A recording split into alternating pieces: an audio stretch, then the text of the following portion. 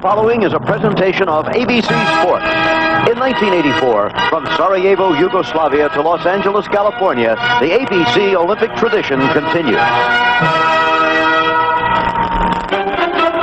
Number 32, Franco Harris, remains one of the all-time greats, the offensive mainstay of the Pittsburgh Steelers. You'll see Franco remarkably trim and quick today as the Steelers go in the annual Hall of Fame game against the New Orleans Saints on ABC's Wide World of Sports. And Franco will not be alone this year. He will have to have help from many newcomers, but the man prepared to make those newcomers grow is the man who's won 4 Super Bowls in the decade of the 70s, the great coach Chuck Noll.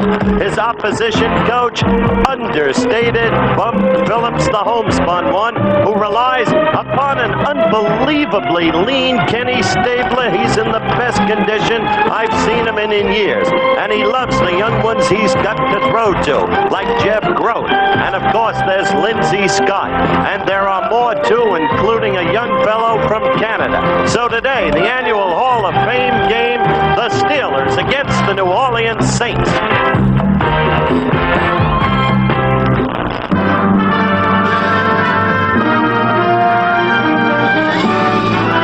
Spanning the globe to bring you the constant variety of sport, the thrill of victory, and the agony of defeat.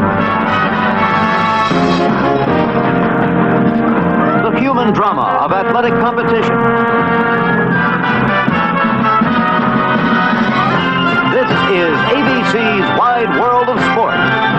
Brought to you by Anheuser-Busch St. Louis, brewers of Michelob. Put a little weekend in your week. By Sears, Roebuck & Company. Coast to coast, you'll find quality merchandise, a wide selection, fair prices, and dependable service at Sears. And by Motorcraft. Quality parts for all makes of cars. Motorcraft exceeds the need.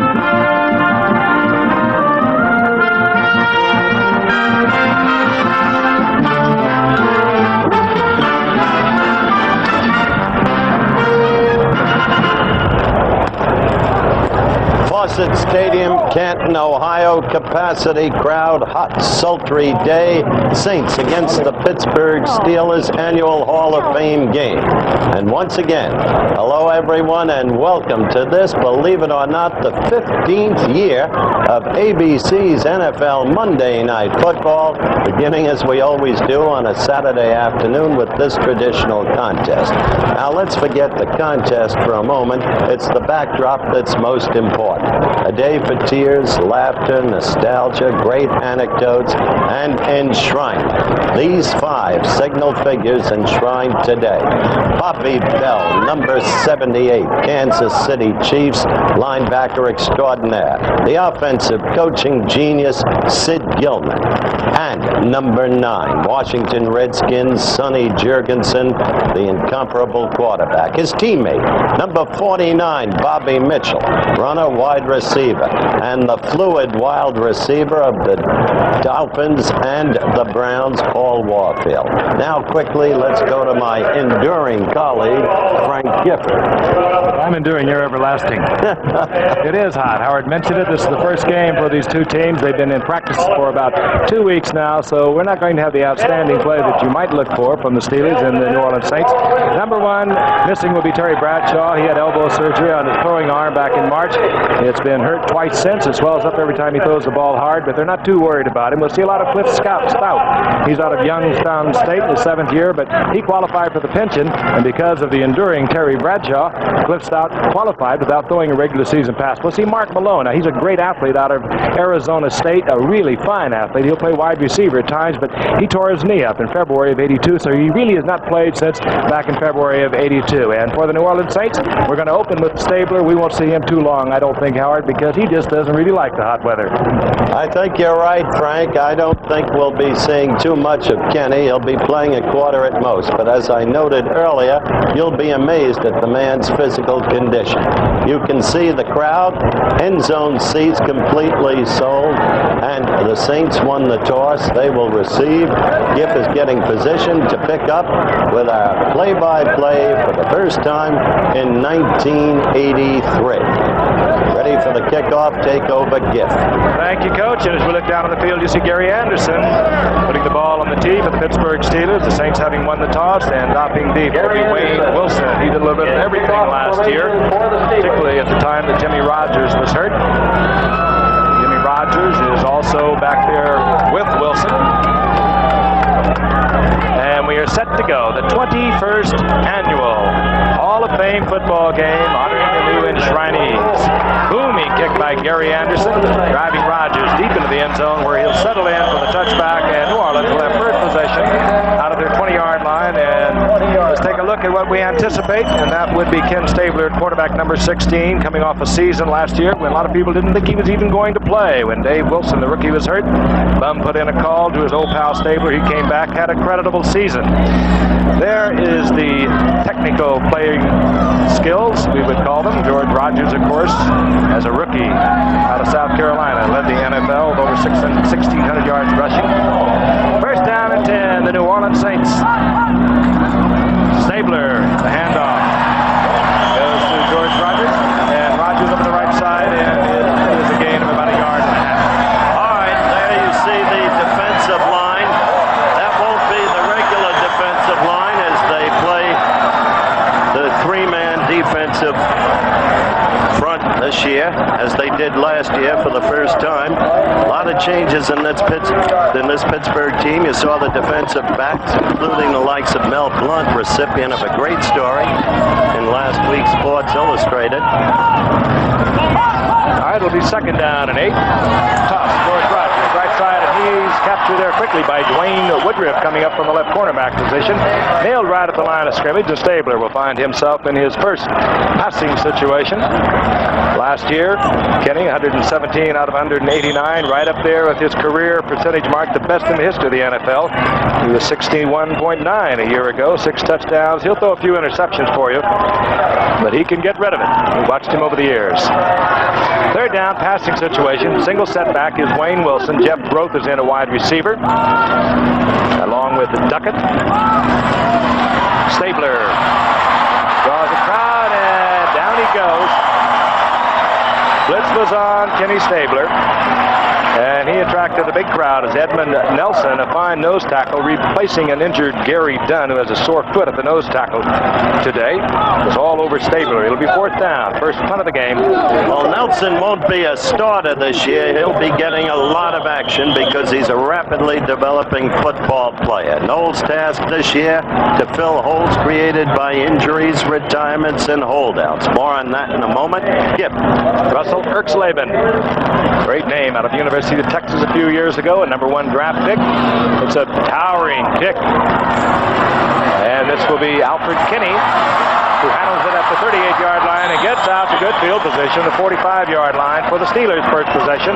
Hustling down there, Rodney Lewis. Erxleben, who really came out as a heralded place kicker out of Texas, injured that first year and has just been doing the punting now. Here's Cliff Stout.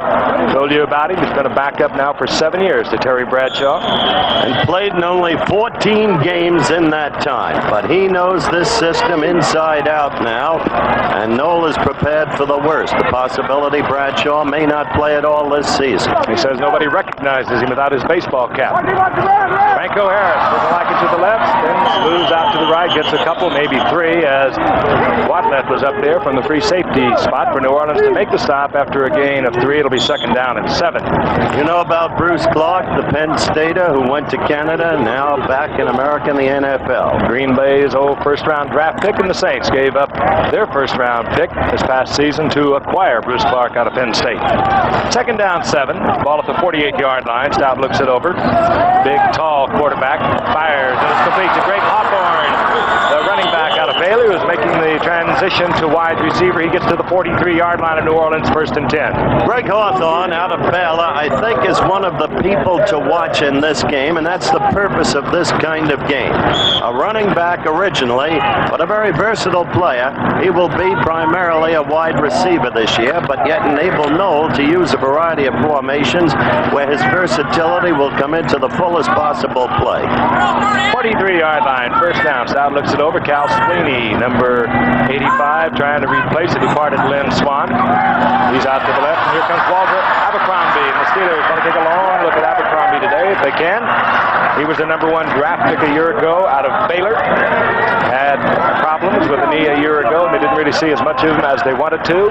He is taken out of bounds. Yard loss on the play. Hit there by Dennis Winston. You look at Chuck Noll. I've never seen him or known him to be more relaxed. I spent much of the day with him at Latrobe, Pennsylvania the other day at St. Vincent College, where the Steelers trained. Having won 4 Super Bowls, he's got permanent professional security, and he seems very eager to face the challenge of redeveloping this Pittsburgh team. Sweeney is out left. And Stout with a lot of time. It's Benny Cunningham, the big tight end, dances around looking for the first down, and he'll get it inside the 35, close to the 32-yard line. Taken out of bounds there by Johnny Poe. It'll be first down Steelers as Stout is on the target. What's interesting about Benny as we look at an end zone replay, Frank, is all through the years we've been expecting him to explode. Only last year did it begin to play up to what he can be. He's a big man, Howard, 6'5" and 260 pounds, and he can do some damage from that tight end position. You're right, he was a little reluctant in his early years. As a matter of fact, the past 2 years he's performed rather well. And he gets the first down at the 31-yard line. Sweeney moves out to the left now. We have Hawthorne to the right for the Steelers. Stout with a quick toss, and it goes to Abercrombie. Abercrombie works to the right, and Abercrombie runs into a lot of trouble. And it is mainly Jim Kovach. And I'll tell you, the Saints have some fine linebackers, and this is one of them. Kovach is one of them, and they have others too. Bum Phillips is a very underrated man. People think because of his homespun demeanor as you look at Kovach, and note he's from Kentucky, which has a penchant for putting out good linebackers. Remember the master of the Eagles as an example. Bum has a way of being underrated. Players are motivated by Bum, and that's the key to coaching. And there's huge improvement in the Saints team.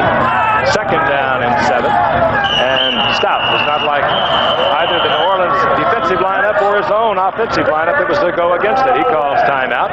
Second down and 7 on a hot, humid day in Canton, Ohio. The Hall of Fame game day will be back. The Steelers and the Oilers, they've been in camp 2 weeks. They've been on 2-a-day practices. They have very tired legs. They have very warm bodies already in the upper 80s and low 90s heat of Canton, Ohio. A second down and 7. First quarter action. The ball at the 28-yard line of the New Orleans Saints. The Steelers in possession. And we'll see a little bit of that today. Timing, of course, cannot be what it should be with just a couple of weeks to work. And our referee today is Dick Jorgensen. Sure, the offside was induced. There was movement in that Pittsburgh line, as the viewers could probably see. Larry Brown, and Howard, he just came into camp. He's been a holdout. Larry Brown, the all-pro tackle for the Steelers. He moved on the right side, number 79, and he just came in this past Tuesday. That's the numbers for the heat that we've been discussing. Hotter than that on the field, Gib. I would suspect. 33-yard line now. It'll be second down and about 12. Abercrombie, good athlete. Running back, split out to the left. Franco Harris will be the single setback. Greg Hawthorne to the right, and Stout goes back. Has the protection. Big, wide open field in front of him. Dives inside the 20, has the first down near the 19-yard line. It's Cliff Stout with all the New Orleans Saint linebackers dropping deep in the coverage. He found nothing but open field in front of him. You can see yourself the linebackers split out of there. Good pass blocking. And even Cliff Stout, who is not the athlete that his backup Mark Malone or Terry Bradshaw is, decides I can use this and gets the first down. I'll say one thing about Stout. He's one of the cockiest kids you'll ever meet. Having spent 6 years with this team, he just knows that he can take it over. First and 10. They mark it inside the 19. The inside handoff. Franco Harris. And that characteristic style. Pecking, looking, pecking, and finally he gets much more yardage you'll ever think that he will get. But it's his quickness that's so impressive, and it's the quickness that enables him to cut the way that he does, to pick, choose, and flip, he's gone. And he is himself in such tremendous shape this year. He actually looked young again. Quiet, unassuming, yet I think in the back of his mind he knows that he needs 294 yards to move into second place, surpassing O.J. Simpson behind the all-time leading rusher, Jim Brown. And and he doesn't need that much more to catch Tim Brown. 1,370. Second down and 6. They marked it just inside the 15-yard line. Again, same play. Harris sprints to the outside, and he will not get loose from New Orleans Saints linebacker Whitney Paul, who's in there for Rob Nairn on the right side, and he again is one of those fine Saint linebackers. That's the point I wanted to make, because you mentioned them before. You also mentioned Rob Nairn, whom they picked up from the Denver Broncos, and Rob is not a bad linebacker either. Whitney Paul, big kid, strong, got excellent range, as you just saw. Franco couldn't make the turn on him. And of course, we've already mentioned Dennis Winston, a former Steeler who was the MVP on defense for the Saints a year ago. He's inside right. Jim Kovach inside left. Ricky Jackson, good pass defender on the left side. Third down and 9. Stout. Strong arms it. And it's deflected, knocked away. Good defensive play intended for Calvin Sweeney, but Bill Hurley, the former Pittsburgh Steeler and the 5th man in the defensive secondary for the Saints, got a hand on it, and we'll see Gary Anderson. That is a superb year. Last year came in as a free agent, released by Buffalo, the last cut, and he set that Steeler record you just looked at. He was 10 of 12, and we watched him earlier. Howard and I were both amazed, his accuracy and also his distance. One of the boys from Syracuse, of which Pittsburgh has a number. Colquitt will place it down. Webster will do the snapping. 34-yard attempt. On its way and delivered securely through the uprights. And Pittsburgh takes a 3-0 lead. First quarter action with 9:21 remaining in Canton, Ohio. We'll be right back. Gary Anderson hits from 34 yards out. The Steelers, in the first preseason game of the NFL season, has a 3-0 lead over the New Orleans Saints. Big booming kick now by Anderson. It'll take Jimmy Rogers deep into the end zone, where once again he'll remain in. I mentioned Gary Anderson was quite a find. Not only is he very accurate, you saw that he set a Steelers accuracy record a year ago, but he will put that ball deep in the end zone under almost any condition. Smallish man with a big leg. 7th round draft pick by Buffalo a year ago.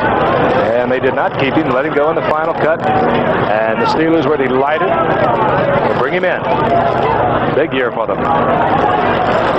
First down and 10. George Rogers, number 38. Wayne Wilson, number 30, are in there with Ken Stabler, number 16.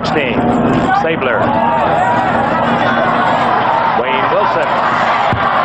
And Wilson booms out of the 25 to the 27-yard line for a gain of about 7 yards.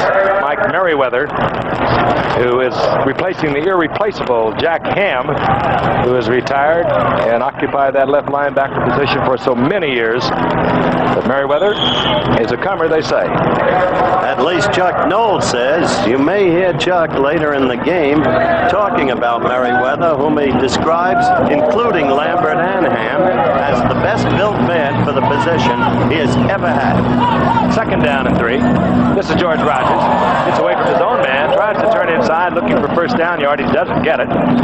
Out over the 28-yard line for a gain of about 1.5 yards. Lauren Taves, defensively there for the Steelers, makes a stop, and it'll be third down at about 1.5 yards.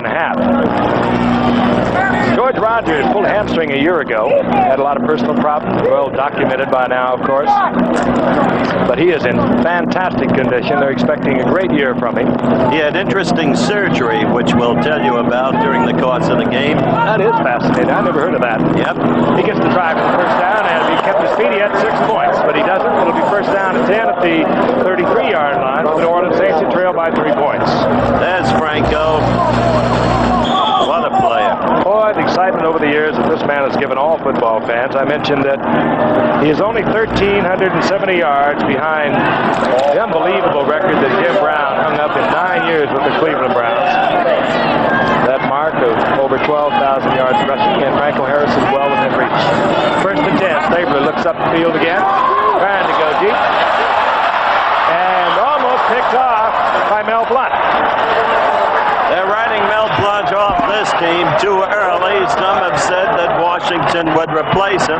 He's playing the corner. normally a strong safety.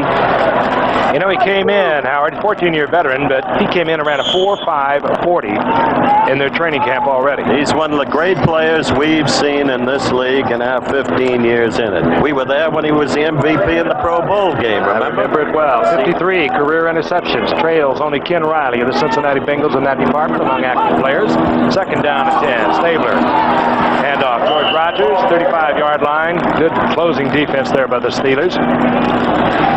They talk about Kenny, and he gets openly irritated when you talk to him about it, not being able to throw the bomb anymore. A, Kenny insists he can, but B, doesn't have to. Trained in the Raider offense originally, he is ideal for those pinpoint passes in the 14 to 20-yard range that was always the landmark of the Raiders offense. Later, the Raiders started turning to the big bomb, and that's why they got past Arini. Rogers gets to the 35-yard line, a gain of about 1.5 yards. It'll be third down, long yardage, over 8 yards.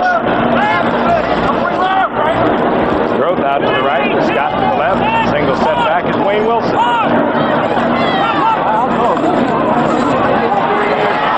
Stabler, that's what Howard was speaking of. And it comes up short of the first down, firing over the middle. Gets to the tight end. Brenner, but again, short of the first down. Good defensive play by the Steelers. I didn't catch the number of the linebacker, but he kept Brenner from, gave him a little bump, and kept him from getting in position to pick up the first down. Ertzleben now on for the New Orleans Saints, who are down by 3 with 6:25 remaining in the first quarter. Alfred Kinney dropping now for the Pittsburgh Steelers. Kinney, a rookie out of northeast Louisiana. End over end, not a good kick by Ertzleben. Now this is Lou Rash, and he gives up the football, bobbles it, muffs it at the 25-yard line, and the Steelers recover.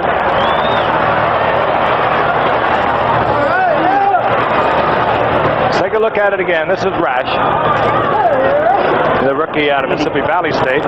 Maybe he was thinking, I'm going to run before I get it, and hustling there for the Steelers. Number 24 with Anthony Washington. Great story. 31-yard punt, no return. The Steelers with a 3-0 lead will have their second possession at their 23-yard line. Working on the left wrist of George Rogers over on the sideline. Appears to be all right. Nobody appears to be too concerned. But it is very warm.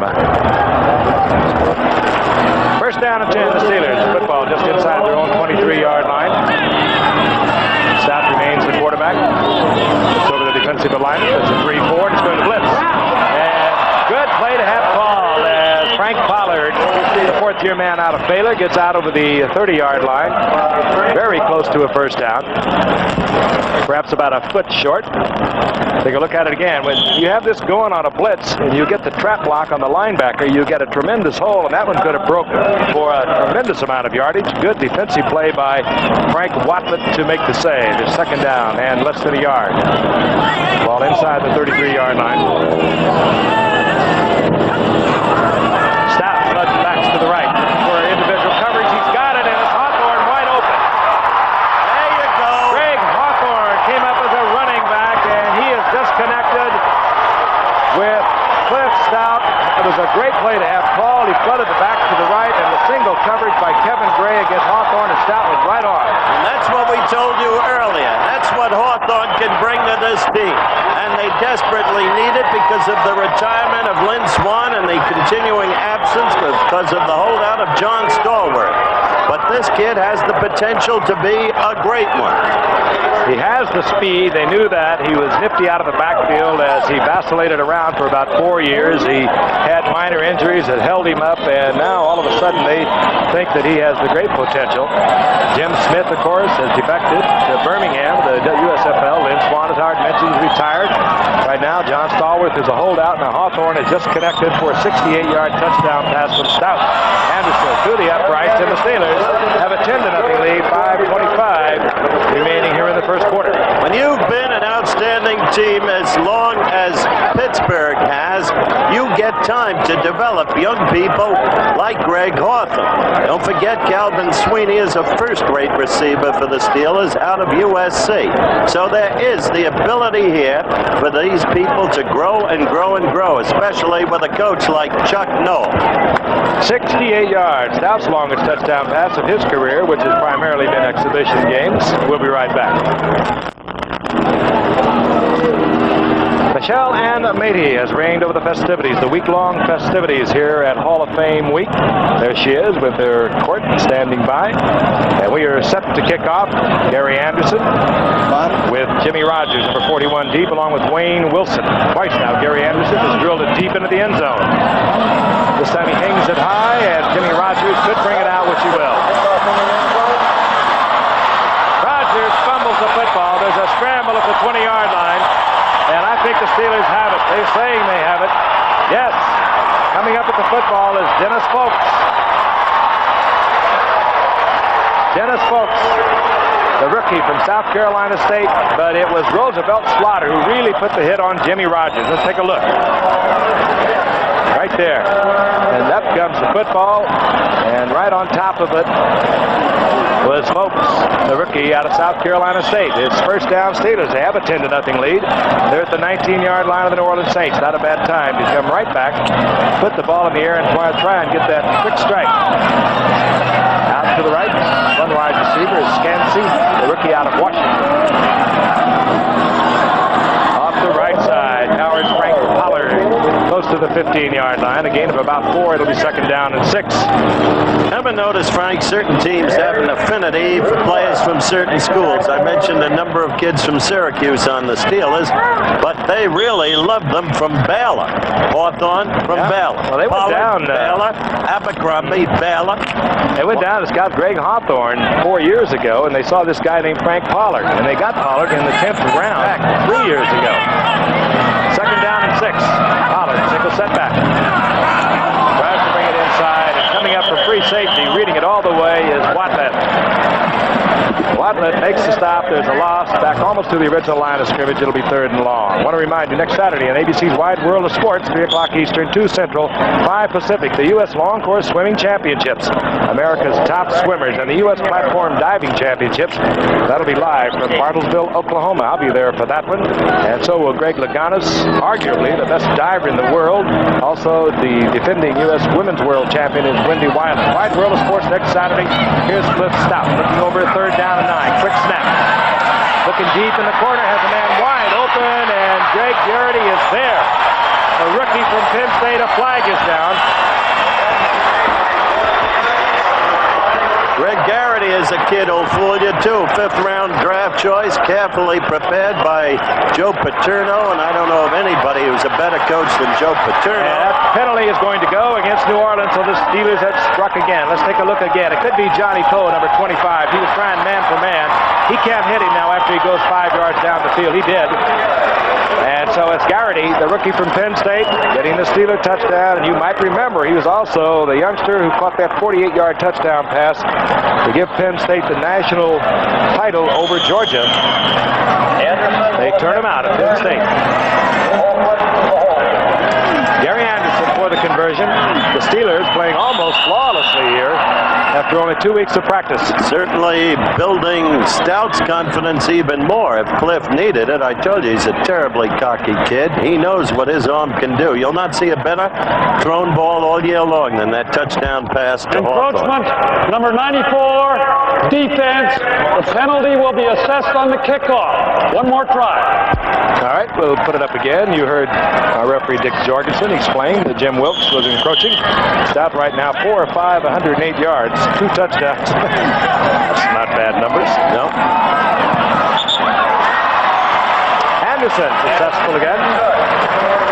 And the Steelers have moved out on top 17-0. We still have 3:58 remaining here in the first quarter from Canton, Ohio. The Steelers turn it over to Cliff Stout, and he was shortly into the end zone. Taking it from about the 23-yard line. Gary Anderson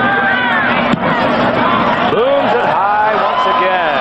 This one will go out of the end zone. Of course, he was kicking from the 40 following that 5-yard assessment kickoff. So New Orleans down 17-0. We'll have to get something happening. We look out. We still find Kenny Stabler in the lineup.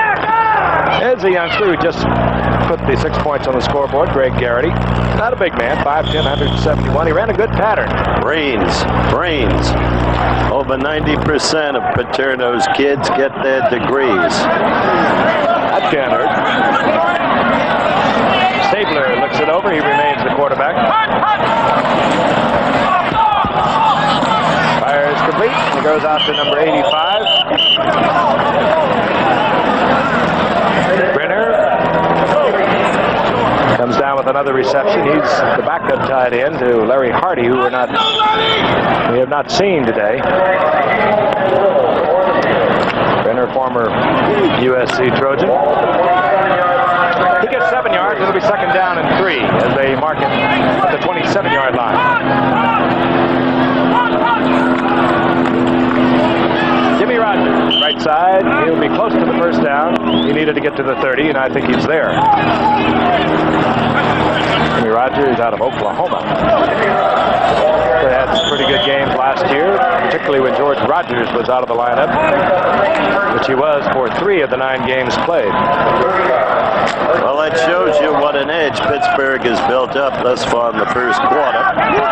But New Orleans had a recent controlled scrimmage against the Dolphins, and Shula told me that the Saints were vastly improved.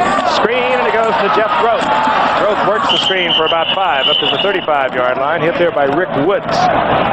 Getting out in front was Kelvin Clark, the big left side tackle. He got a block, and Groth got 5 yards out of it. While Jeff Groth was also a baseball player, he is not related to the one-time Tiger center fielder Johnny Groth. It's been occupying you for about 24 hours. We finally got our answer. I liked Johnny Groth. Jeff Groth was the leading receiver for the Saints a year ago, and he got 5 yards. His second down and 5. Stabler, play action. Man open, Brenner. And Brenner, the big pickup. New Orleans inside Pittsburgh territory near the 40-yard line for a 1st and 10. Don't you love to watch Stabler operate? 25-yard pickup. Stabler loves the tight ends. Remember his collaboration for so many years with Dave Casper, with Oakland, then again with Houston. He works them like a chess player. He loves to get one-on-one coverage. He loves to get a zone and drop his tight end over the linebackers and inside the secondary. He gets the first down with Brenner this time. Draw a play. That'll keep the attention of the defensive pass rush as Jimmy Rogers gets a couple of yards. Stabler always making sure that he's going to help his offensive lineman. He'll give him a draw occasionally. He'll give him trap blocks. But when he helps his offensive line, he's also helping them protect himself. I know the score is 17-0 against the Saints, but don't be misled. You mentioned the offensive line, Frank. They have one of the 2 quickest offensive lines in the league getting off that ball. The Saints did. Second down and 8. Stabler's got them all in the pattern. Jimmy Rogers makes the completion, stays on his feet, and struggles to about the 31-yard line, a yard short of the first down, where it'll be 3rd down and 1. He got out of the grasp of Sam Washington, did Jimmy Rogers, with a good effort. In the final minute of the first quarter. First quarter that has been, until the last series of plays, totally dominated by the Pittsburgh Steelers. Now, New Orleans is on the march. They have a 3rd down and 1.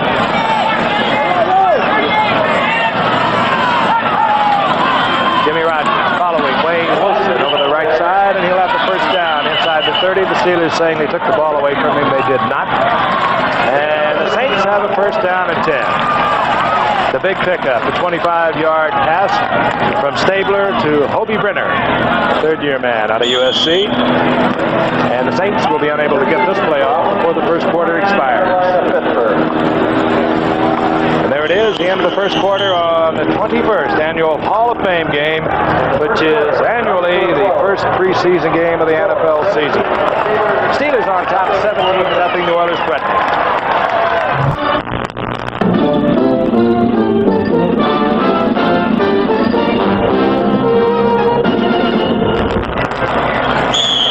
The New Orleans Saints and the Pittsburgh Steelers. First down and 10. The Saints have the football. 29-yard line of the Pittsburgh Steelers, and the Steelers are leading 17-0. Stabler remains at quarterback. Moving on the right side, and I think it'll be against the Saints. It looked like there was offensive movement on the part of Stan Brock. It'll give us an opportunity to check out the first quarter 67, stats. offense. Stan Brock moving at right tackle for the Saints. There are the first quarter stats. First downs relatively even. Edge and rushing yards, Steelers. Big edge in passing yards, and in total yards, 1 turnover, and time of possession just shows you how deceptive that can be. That statistic, which I've emphasized in past years. First down and 15 following the assessment. Pittsburgh showing the blitz. Well, they don't have this thing worked out too good. Stabler reads blitz, tries to go to single coverage, and good defensive coverage back there by Tony Washington, filling in for Mel Blunt. Stabler read the blitz, knew he'd have single coverage, and he tried to hit his deep man, Lindsey Scott. Good coverage by Tony Washington. He's right there. I mentioned Washington earlier as the man presumably being prepared to succeed Mel Blunt. But again, don't count Blunt out. He's an all-time great, and he won't relinquish his job easily. Saints second down and 15. Wayne Wilson around the left side. He'll get back to the original line of scrimmage, and a yard more it is. It'll be third down and 8. I have mentioned how trim Ken Stabler is. Superbly conditioned. I talked with Kenny about it. Well, you look remarkably trim. What have you been doing? Well, I did a lot of work in the off-season, you know, contrary to popular belief. I ran a lot, and I did a lot of work with my knees. I've had some knee operations, and they're a little weak, but I did quite a bit of work. I did a lot of running. I got my weight down. I'm lighter. I finished, I reported to camp about 6 or 8 pounds lighter than I finished last year, and I feel really good. Our team is capable of doing some good things, and I'm going to try to be a part of it. Rich Motti was the intended receiver on third down and 8. As Ken Stabler does not connect, it'll bring up fourth down, and Morton Anderson comes on. He will apparently try a field goal of about 45 yards. The team sent him one of those stationary bicycles. They thought it was a gag. He actually was pedaling it all the off-season, Frank. That's really the key to how he lost the weight. I found it very good for hanging clothes on. 45-yard attempt. Anderson is wide, and the Steelers stay on top 17-0. And they'll have the football back. They'll have the football back at the 27-yard line, and Toots Stout remains the quarterback for the Steelers. We'll be back in a moment.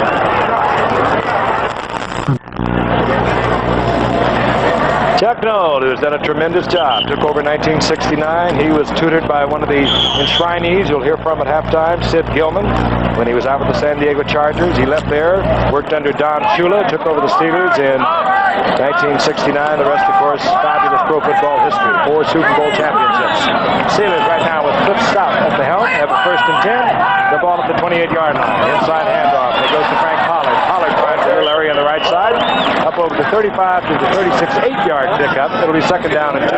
Pollard is an absolute bull. One of the interesting side bars to this game is the fact that not only did Chuck Noll, as you look at Pollard there, not only did Chuck Noll learn from Sid Gilman, but his colleague under Gilman on that same San Diego coaching staff was Bum Phillips. And here they are against one another. Round and around it goes, and it always seems to never change much. Pollard single setback, gets the handoff, has the ball in the wrong hand, but he gets the first down out of the 41-yard line. Well, they're marking close to the 40. Tony Elliott defensively there for the Saints. Steelers have been very effective.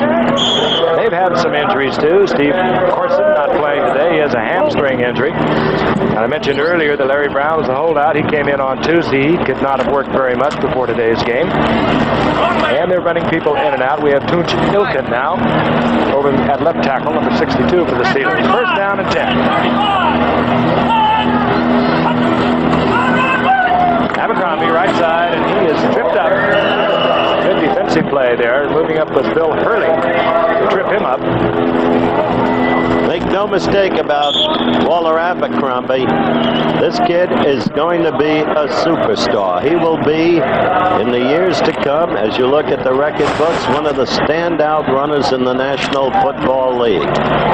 Recovering from knee surgery, as Frank mentioned, he's better than 90% efficient now and will shortly be back to 100%. Second down and 7. Rookie setbacks now for Stout.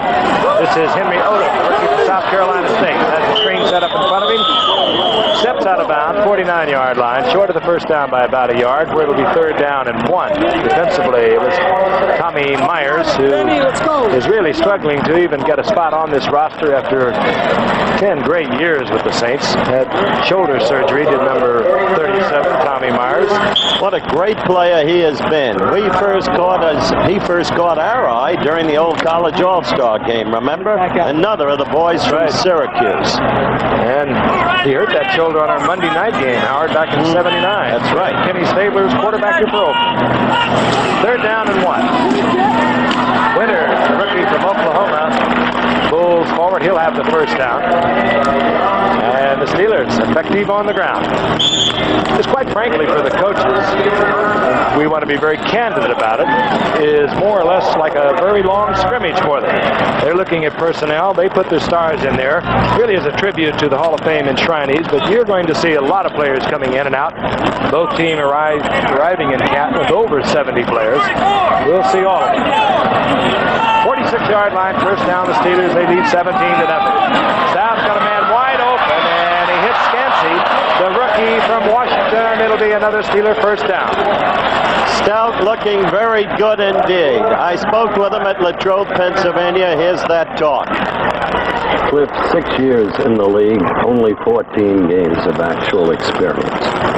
What makes you think that if Bradshaw can play, you can lead this team into the playoffs? Well, Howard, the guys on this team have a lot of confidence in me, and they know what I can do. I have been here a long time. When I first came here, I thought I'd get a lot of opportunity to play, considering Terry had a history of a lot of injuries. But regular season, since I've been here, he hasn't had that problem. But the guys on the team know what I can do. I know what I can do. I have a lot of confidence in myself, and when I have played, I've done well.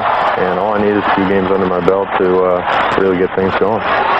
Well, it's too bad Cliff Stout couldn't do a little color commentary, because you saw Chet Winters with the screen from Stout pick up the screen. Good yardage, gets it back, and gets to about the 18-yard line. We'll look at it again. Good screen. He has 2 people in front of him, and they don't really necessarily have to make a block so much as they do is just give him a little convoy. He uses them, breaks off to the left, and it's a first down for the Pittsburgh Steelers inside the 18-yard line of the New Orleans Saints. Johnny Krim made the save there for New Orleans.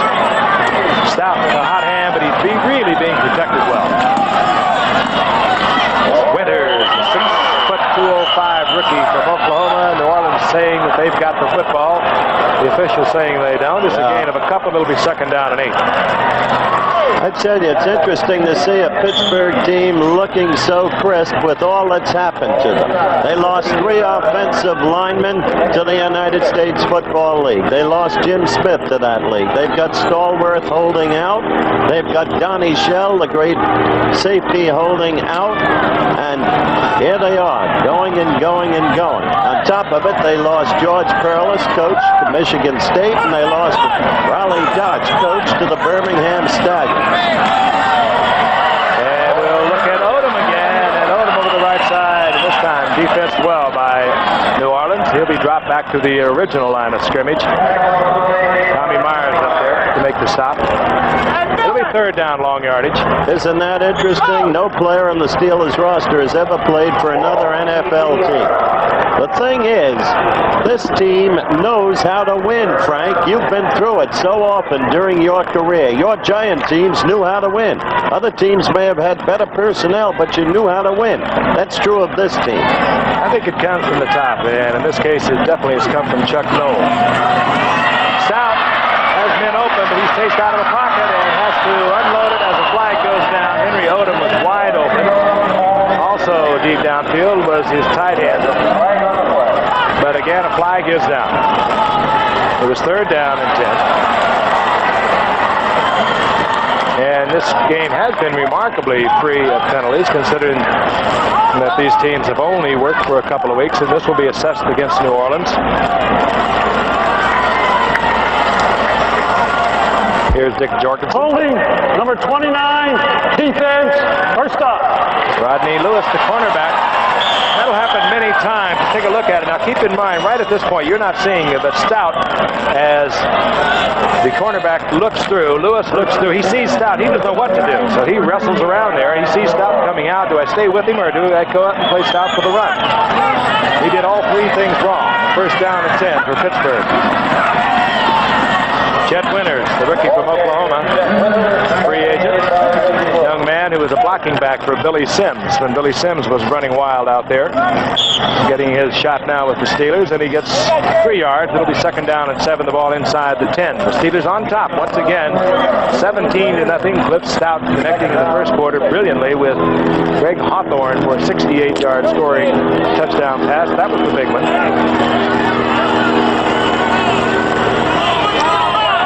Second and 7 rather.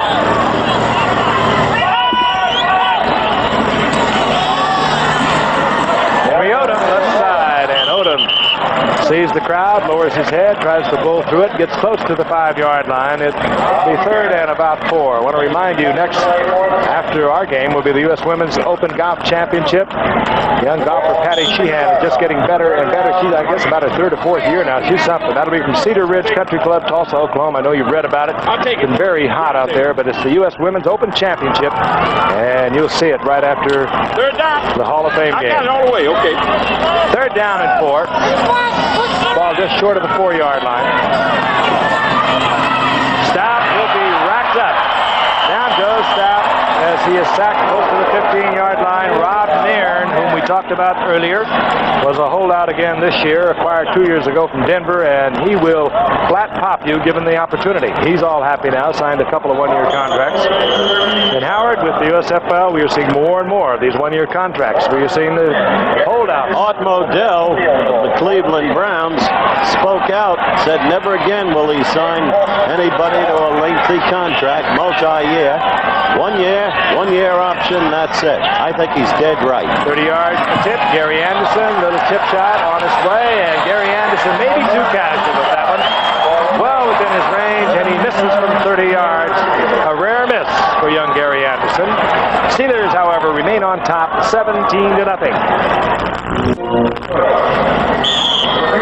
Dave Wilson out of Illinois. Remember him? You should. He had great numbers there on a team that wasn't too strong.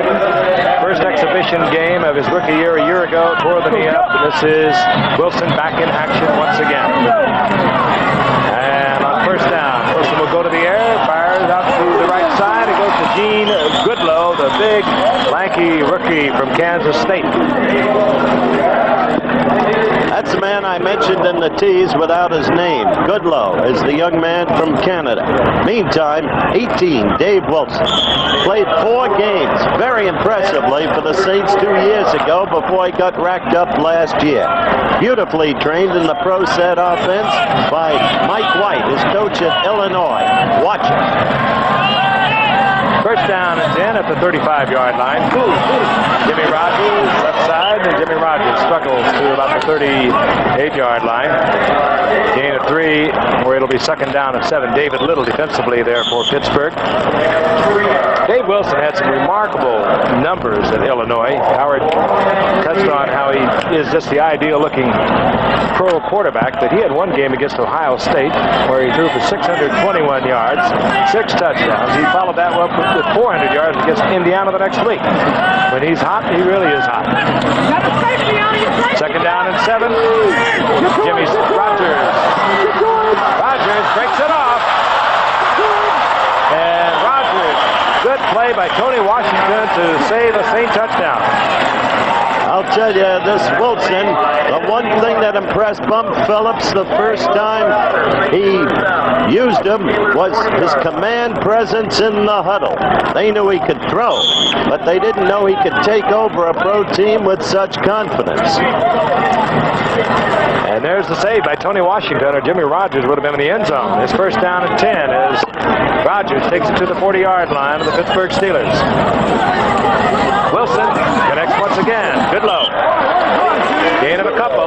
2nd and 8. It's not easy for a kid with Dave's talent to be in the background. I talked to him about it. David, what's curious to me about you is the apparent enjoyment you get out of being a backup man to Kenny Stabler.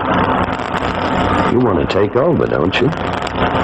Well, I think that's natural in anybody's mind, Howard, is wanting to be the number one quarterback. I came into camp last year with that idea of trying to beat out Archie Manning.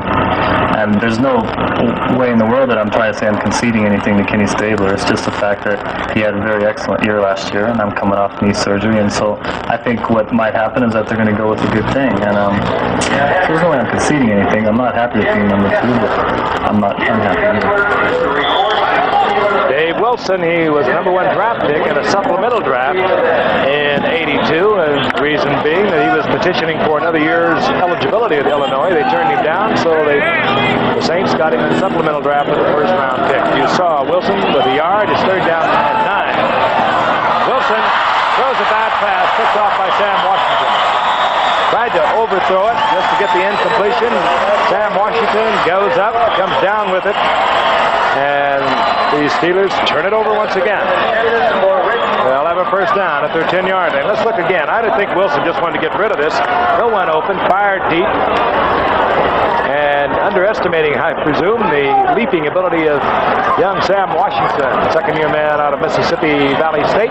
He gets the Steeler interception, and they have the football back at their own 10-yard line. And we'll be back in a moment.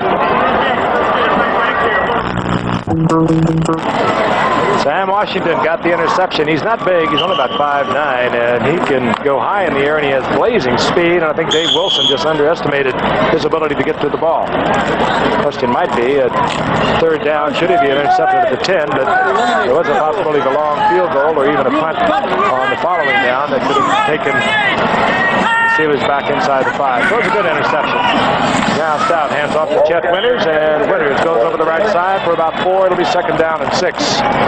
Remind you, Monday Night Baseball coming your way, 8 o'clock Eastern, 7 o'clock Central, 6:30 Pacific time. The Yankees against the White Sox. The Yankees on the prowl. They got bombed, I guess, yesterday, Howard? Last night, Guidry lost. But the White Sox are a team to watch. That team turned around on the basis of a trade. They sent Bernazard to Seattle for Cruz. Cruz makes the double play as well as anybody. Ask your question, I'll get an answer. Also, the Cubs and the Phillies. Over the left side is Odom, and Odom will lose about a yard and a half, defensively by Rob Nairn. There's Mel Blount. The Cowboy. What a great piece by Roy Blount. I think the great stats on Blount is the fact that he has missed 1 game in 13 years. He's played in 184 games. He's always there. You can see the Pro Bowls he's been to. I'll tell you, if athletes must be role models, give me guys like Mel Blount and Franco Harris. 3rd down and 2. Odom tripped up, fine defensive play. It was Rodney Lewis.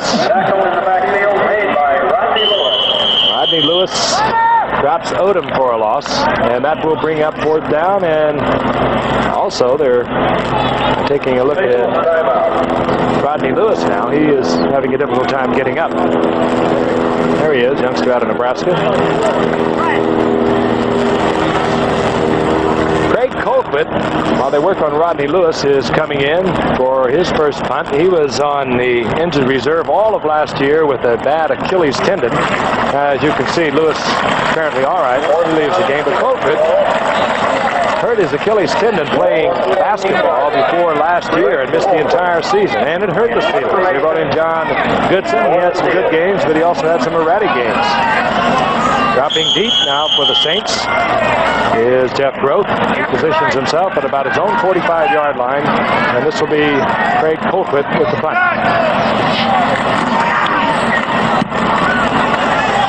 Wobbly, doesn't turn over, but is a driving kick that Groth takes at his own 40. And Groth dances through tacklers close to the 45-yard line. Good return. There was a crowd around Groth. And the man who finally made the stop was Harvey Clayton. So the Saints have good field position. Once again, 2:49 remaining in the half, and the Steelers, all of their points in the first quarter, lead 17-0. Commissioner Pete Rozelle and his wife Carrie, the commissioner, as you know, took determined and strong action suspending 4 players for their involvement in illegal drug abuse, and he has had hearty support throughout the land for that action, including support from Bum Phillips, who had one of the players, Greg Stemrick himself. More on that later. First down and 10, the Saints, following Gross' return to the punt, 45-yard line of the Pittsburgh Steelers, and Wilson looking for somebody, finds nobody, and now he dumps it off, and it goes to Gaijan, and Gaijan gets to the 32-yard line, but a flag is down at the 40-yard line, the line of scrimmage. Nonetheless, I like the way he knifed through that opening. You might have a late hit on Wilson. Kind of hard to control that. When Wilson is dancing around, moving out of the pocket, you get a defensive man who's got his sights on him. They're going to tack it on. And the Saints will have good field position once again. He's running out of the pocket. That's exactly what I was commenting on. He ran out of the pocket. That quarterback, he changes his stripes. And the thing was, he was hit just a little late and a little overly aggressive by the #1 draft pick of the Pittsburgh Steelers, who think they have the next Joe Green in Gabe Riviera. There he is. He's about 280 pounds, 6'2", and he is one agile, strong dude. But everything is from the waist up, Frank. He's got skinny, spindly legs. First down, 18-yard line. Jimmy Rogers, left side. A little bit of gap. He opens it up and gets about 9 yards out of it. It'll be second down and 1. And those thin legs give him the quickness, the speed to enable him to become a devastating pass rusher. We're talking. But how do they hold that big body? Senor Sack. That's what they call him. Funny guy. Funny, and he is apparently just about the best-looking thing they've ever seen come through their camp. He's 6'2", 282, out of Texas Tech. Their first-round draft pick. Have to hurry to get this off before the 2-minute warning, and they will not do so. So we get the 2-minute warning. The Steelers leading 17-0 over New Orleans, and the Saints will have second down and 2 when we come back. The ball inside the 10-yard line of the Pittsburgh Steelers. Dave Wilson has his Saints inside the 10-yard line of the Pittsburgh Steelers. Second down and probably less than 2 for the first down. Young quarterback has his 3 timeouts remaining. He has Jimmy Rogers in the backfield with him. He has Hokie Gaijan, second-year man out of LSU, number 46 in there. Jimmy Rogers, right side, and good Steeler defensive effort. The first man there was the rookie #1 pick, Rivera. And he slowed up Rogers, and the rest of the Steelers were there. And now it's going to be a critical one for the New Orleans Saints. Loss of about a half a yard, so it's a good solid third down and 2. The ball resting just outside the 10. Sun is out, but it is sprinkling a little bit. We have seen some rather weird weather over the years here in Canton. Never forget that lightning bolt in the Green Bay-San Diego game when they called the game. Gaijan in motion. Wilson. Intercepted. Picked off and intercepted. Good defensive play. Coors was there. Bob Coors, who has been moved from defensive end to linebacker. He played both positions a year ago. He was right on the spot, and New Orleans has turned away once again. Intended for Gaijan. Let's take a look at it again. This is a pass Wilson would like to have back. First of all, he drilled it in so hard, Gaijan couldn't have handled it. And there's Coors right where he should have been. Gets the interception. The Steelers have the football back with 1:18 remaining in the half. To remind you again, it's Hall of Fame day. Sonny Jurgensen, Bobby Mitchell, Paul Warfield, Bobby Bell, and of course Sid Gilman, all being enshrined just before the game. You'll see them and hear from them during our halftime. And this is Chet Winters, left side, breaks to the outside. Tries to stay in bounds as long as possible and gets out over the 15 to the 17-yard line. Left out there by Rob Nair. They're very close to a first down. Stops the clock with 1:12. You know, I don't care if it's just an exhibition game, which all it is.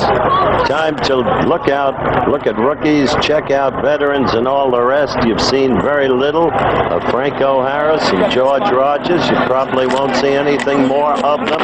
But with all, you have to be impressed by the discipline of this Steeler team this early. What should be just a workout, quite obviously, is something more than that for this team. I think under Chuck Noll, discipline is one of the key words. When they leave at the end of the season, they're well disciplined. And they come back to the same way. And it pays off in a game like this early in the season. First down and 10. Stop. Handoff. Odom, left side. And Odom works on the clock, gets out over the 25 to the 27-yard line. Pick up of 8. It'll be second down and 2. I think, too, the fans have to be impressed with the quality of the Pittsburgh Steeler draft. Odom, for instance, an 8th-round draft choice. Very impressive at the training camp. Excellent credentials, fine, strong body, great determination, and he's showing it even in an inconsequential game like this. And Rivera, we've also seen defensively already. We might be saying that name for many, many years to come. Gabe Rivera in Texas Tech. Stout, hands off to Odom. Picks up the first down out of the 30-yard line. That's the man Howard spoke of a moment ago. He's 5'10", a 200-pound rookie out of South Carolina State. And he's performed well here today, and I don't think the Steelers will get another playoff before the halftime expires. That's another school that comes up with great players. Donnie Shell, one example. And how about Harry Carson of the Giants, another? There have been some great ones. There it is, the end of the first half. First quarter, big one for the Pittsburgh Steelers. They lead 17-0. Again, a Hall of Fame enshrinees coming up. We'll be back with our halftime activities after this message and then a word from our local stations. Kentucky Fried Chicken and I are both champions of the world. This guy's got a devastating right. Easy, champ. This chicken got a devastating taste. That no challenge can match. This taste really knocks me out. I can be tough, but I like my chicken tender and juicy. Wanna go another round, champ? Kentucky Fried Chicken, we do it right. Kentucky Fried Chicken, we do chicken right. You're about to see the biggest news in small pickups. Ford's new V6 Ranger drop in on America. Ranger's new V6 engine has more horsepower than Chevy's S10 or any import. It's the most powerful V6 in any small pickup. And Ranger has smooth-riding twin I-beam suspension here. Plus the widest cab of any small pickup in there. The new Ford Ranger. Now with V6 power. It's down-to-earth tough. Now, 9.9% financing or factory cash available on new Ford Rangers. Sunday, Matt Houston's at a Charlie Chaplin look-alike party, but it looks like someone's a killer. Everybody has to die sometime. Then, Roger Moore versus an evil Anthony Perkins. Of course you'll come back. Assault Force. Sunday, starting at 8/7 Central and Mountain. These travel expenses are outrageous. Look, it's out on the road again, Douglas. How long you been away this time, Douglas? Well, I left on the 1st, started back on the 10th, 2 and then... weeks, spending and more spending, but of course in all that time you did make a lot of sales. One. You couldn't pay that on the phone.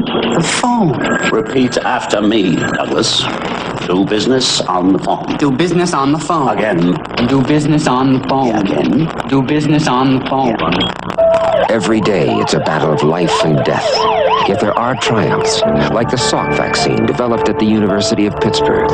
Since then, others at the university and the health center, like Peter Saffer, a pioneer in CPR, and Thomas Starzl, a pioneer in transplant surgery, have continued to fight the ravages of injury and disease. Mr. and Mrs. Parker, it's going to be fine. For the victory of life, we salute their performance. Pittsburgh National. We're a bank that believes in performance. Rod Daniels and your Action News team tonight. We're back live at Fawcett Stadium, Canton, Ohio, annual Hall of Fame game, and Pittsburgh playing superbly well for this early in the going, trouncing New Orleans 17-0. Of course, Hall of Fame Day in Canton is very special, and we are going to try to capture at least some of the feeling here for you. First, there is the hall itself, and it is a vastly impressive place, studded with memories for everybody who's ever watched the greats of professional football. Inside, yes, pro football began in Pennsylvania, 1892. And then it moved on, and Canton became one of the early fulcrums of the game, which is why the hall is located in this great Ohio city. And then you move up to the modern era, and you're reminded right there of number 10, Fran Tarkenton, our colleague of the past. And you go from booth to booth, and the people look and wonder, and they remember. And then today, they were remembering number 78, Bobby Bell, Kansas City Chiefs, one of the greatest, most versatile players ever to play the game. And watch Bobby Bell, number 78. That was as a linebacker where he wound up, but he played everywhere, even once played quarterback. And at the ceremony today, here he was. Unlike going from Shelby, North Carolina to Minnesota, the transition to Lamar Hunt's fine Kansas City organization was achieved with more confidence. It was a team of young potential talent that was a natural for Hank Stram style of player development. A team with family-like unity and eager to improve. Hank's game plan was detailed and complex, yet the expectations were simple. Win.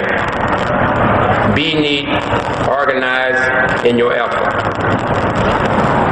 And we were neat, organized, and enjoyed winning records.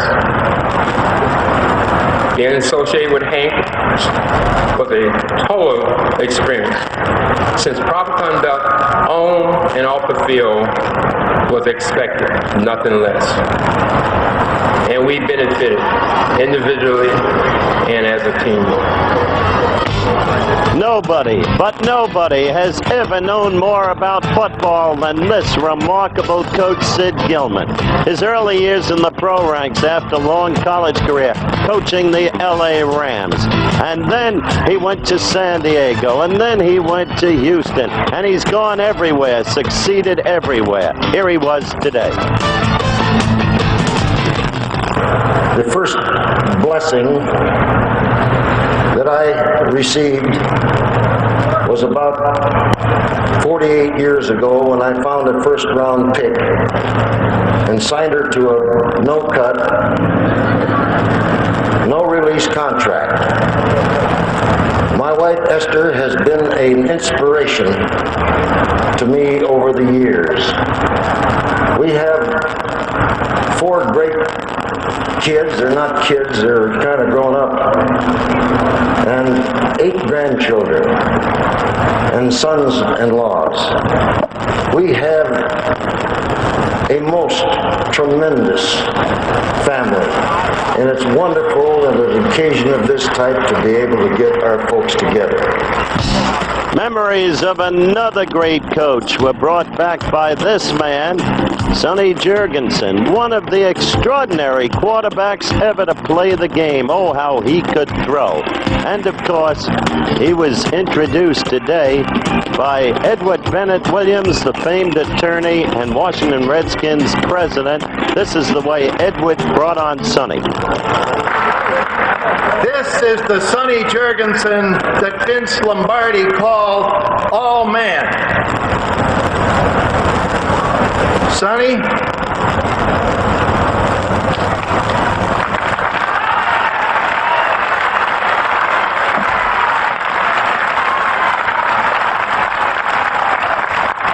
Coach Lombardi is up there today, smiling down with the pride of a prophet and the love of a father.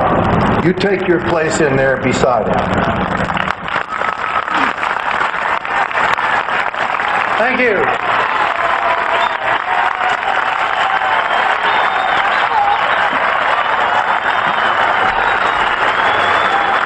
Thank you, thank you.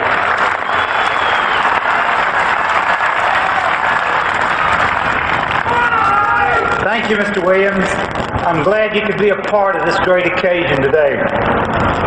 You know, I can say thank you to Mr. Williams, but to try to say thank you to all the people that built the road that led to this destination would take me to the wee hours of the morning.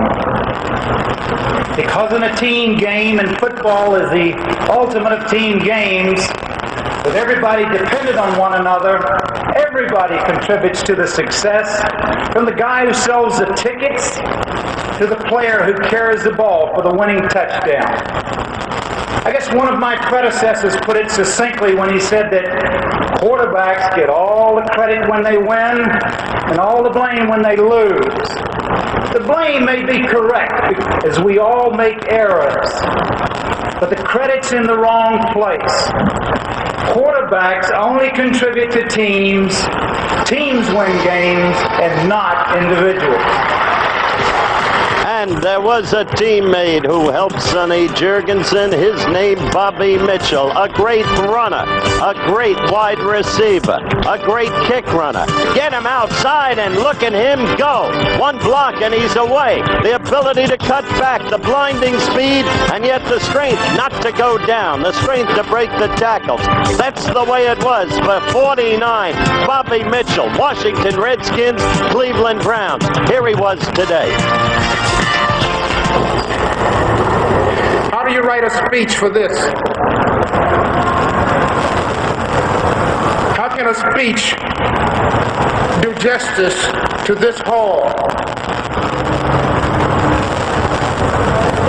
Now I know that a speech is written to give you some order in your mind.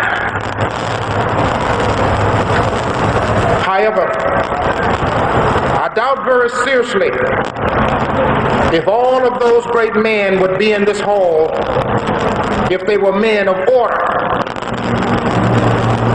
They're here because this game is a game of reaction. And my reaction today is one of joy, excitement, delight, and wonderment.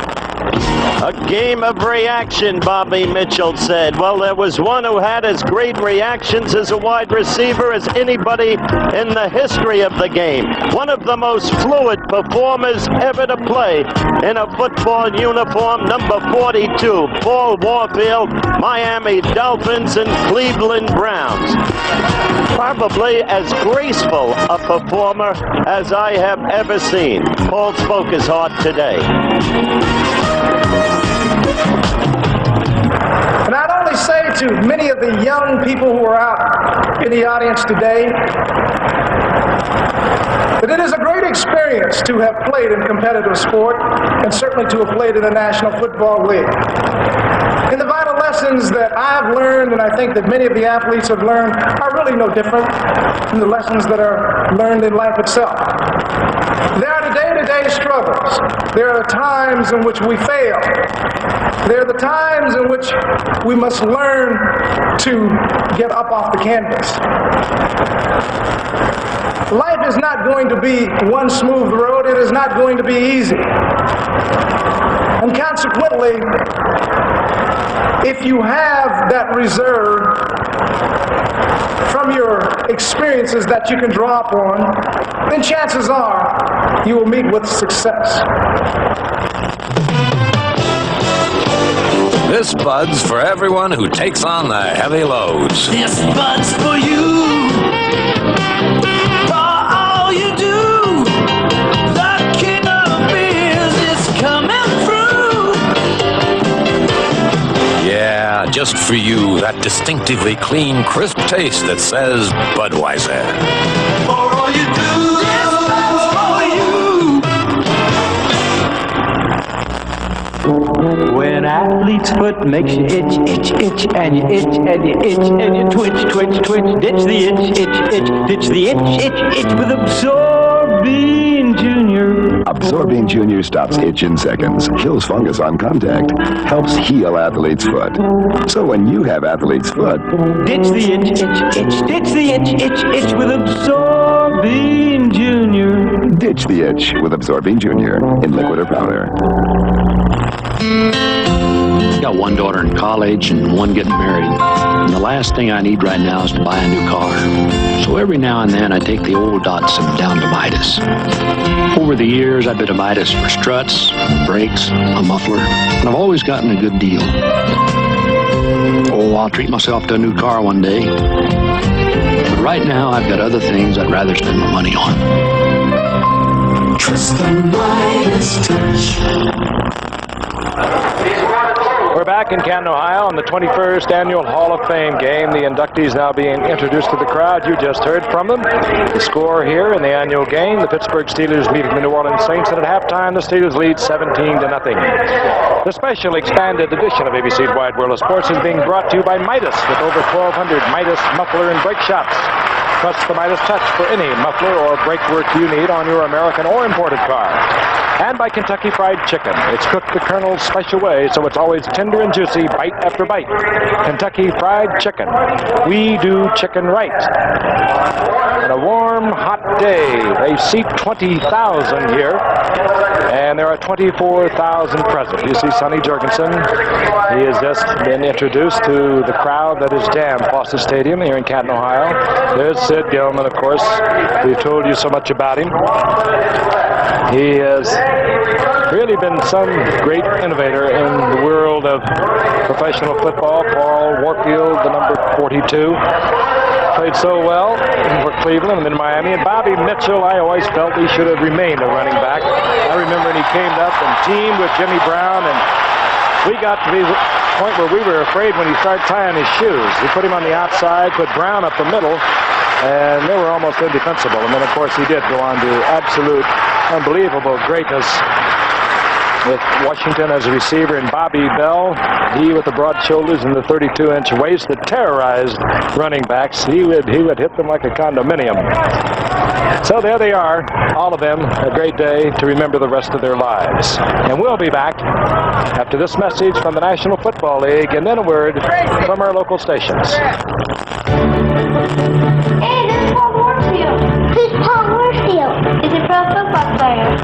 Hey, there's the real Paul Warfield. Come to see the Hall of Fame. We never thought we'd see you here. I just happened to be here, but how would you like to take a special tour of the Hall of Fame with me? Yeah! Come on, let's go. If you're a photo fan like I am, there's a million pictures to be taken at the Pro Football Hall of Fame. We're not saying that the next time you visit the Pro Football Hall of Fame, you will meet a football great like Paul Warfield, but you will have the time of your life. The Pro Football Hall of Fame is where dreams come true. It's over 50,000 square feet of exhibits, covering over 90 years of pro football history. Mr. Warfield, could we have just one picture? Sure. They're all here, the stories, the dreams, the inspirations, here for you to see and enjoy at the Pro Football Hall of Fame in Canton, Ohio. Don't miss it. Thursday, get an eye full of Hollywood. The crazy cars, the aspiring young actresses, the Twilight Zone, a television classic becomes a movie, and Venice Beach, the ultimate freak show. Thursday, catch the premiere. Keep your eye on Hollywood.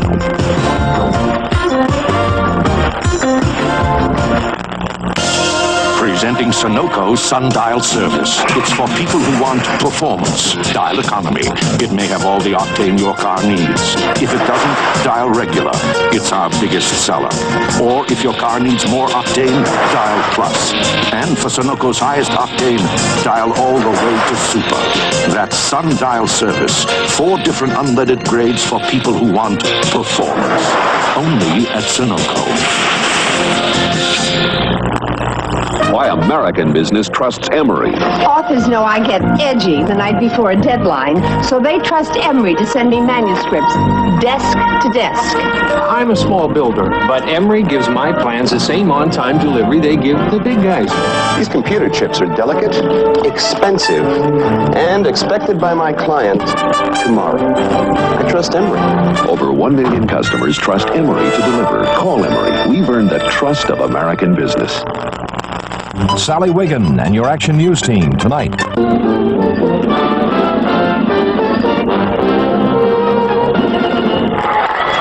We're back live at Fawcett Stadium.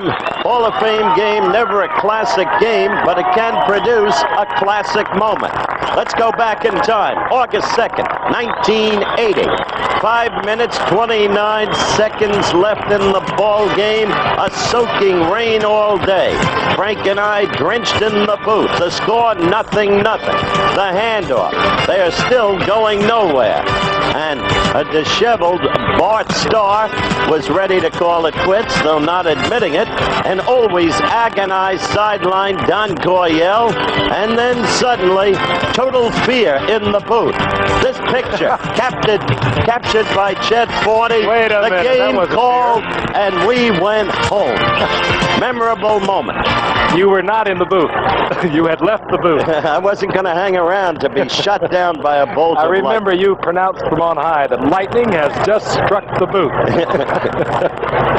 And seemingly it was that way. All right. Had a quick look glimpse at of Chuck Noll, but we're going to as we prepare for the second half kickoff, the statistics. First quarter, relatively even in first downs, but the big yardage edge lay with Cliff Stout's quarterbacking and the passing, and so Pittsburgh zoomed to an early lead. At halftime, the lead had been increased. Note the difference in rushing yards, the narrow difference in passing yards, but the 3 turnovers killed New Orleans scoring opportunities.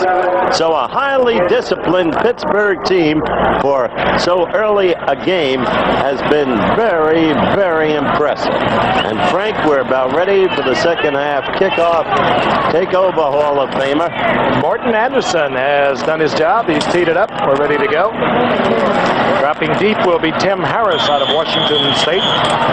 Free agent rookie trying to make a ball club. Anderson really pounds this one, and there will be no chance for Harris. So we'll try and keep you abreast of the many changes we anticipate here in the second half as the New Orleans Saints take over 1st and 10, down 17-0. Just a word about Tim Harris, number 43, whom you just referred to. I got to talk with him at Latrobe the other day.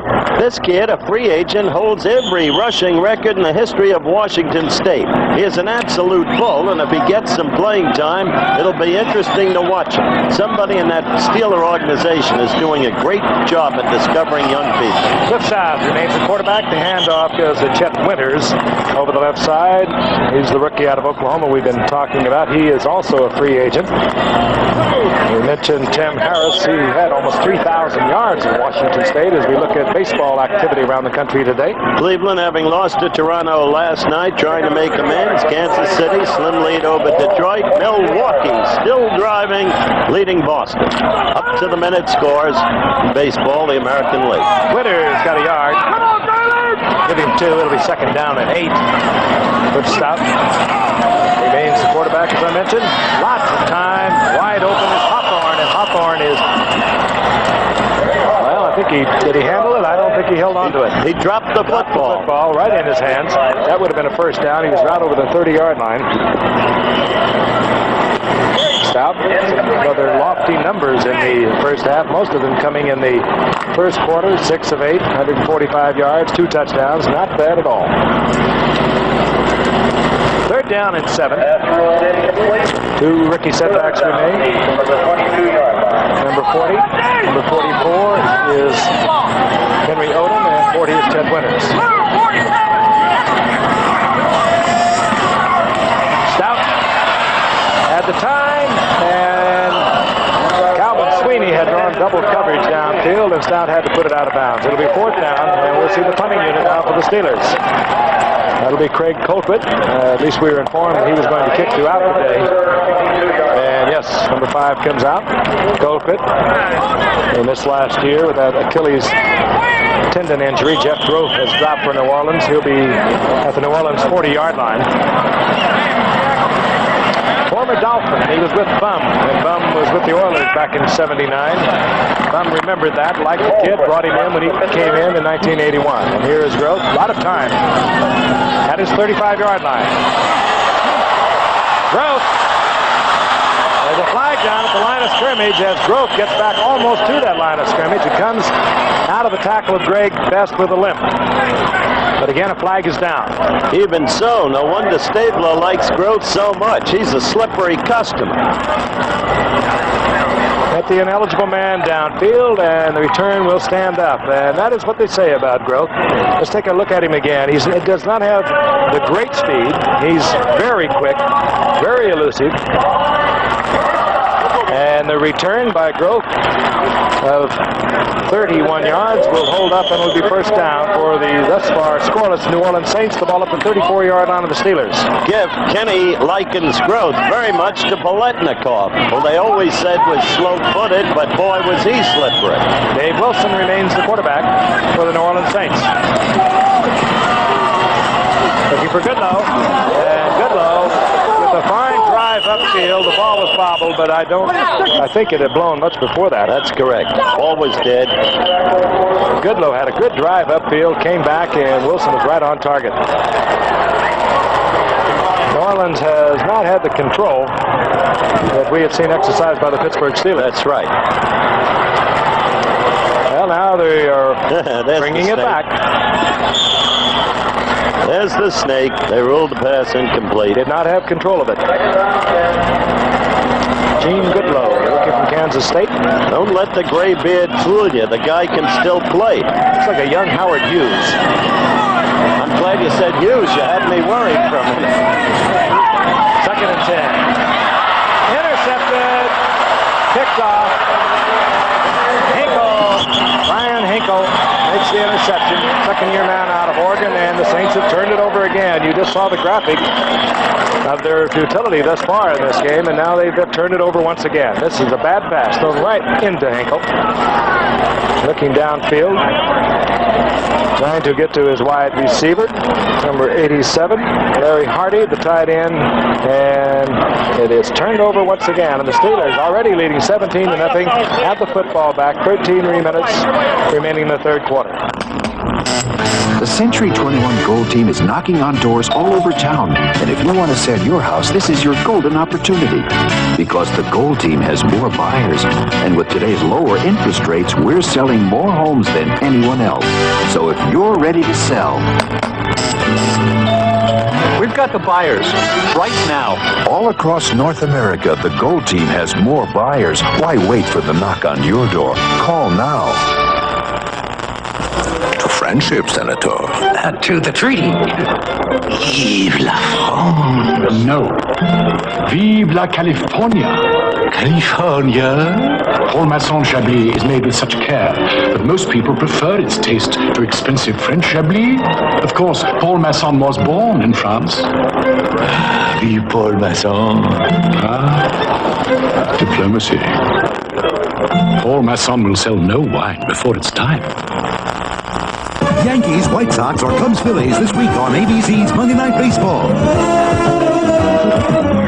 Frank Gifford, Howard Cosell on a great day for 5 new enshrinees in Pro Football's Hall of Fame. Sonny Jurgensen, Bobby Mitchell, Paul Warfield, Bobby Bell, and Sid Gilman. The Steelers have the football once again, their own 34-yard line. Stout remains the quarterback. First down and 10. The 13:34 remaining in the third quarter. Steelers on top, 17-0.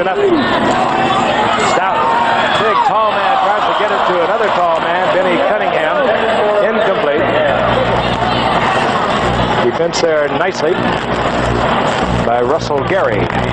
Don't be misled by that either. Let me explain. First place, they really only drafted 4 players. The 5th one was David Greenwood out of Wisconsin, a fine defensive back who went with the United States Football League and the Michigan Panthers. But quite apart from that, Bum was very measured in what he was doing. He'd made a series of prior trades. I'll resume in a minute. Let Giff pick up with the play.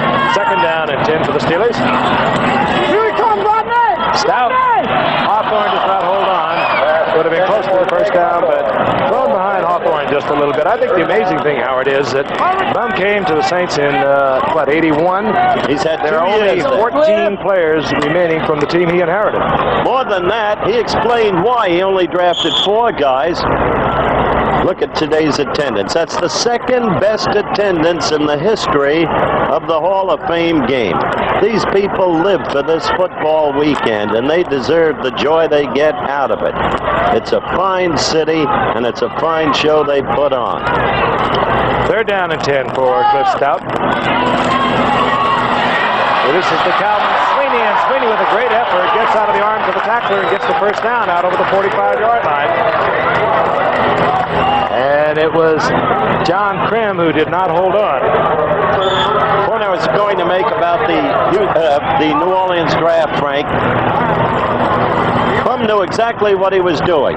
He made a series of trades. He's built up a huge number of draft choices for next year.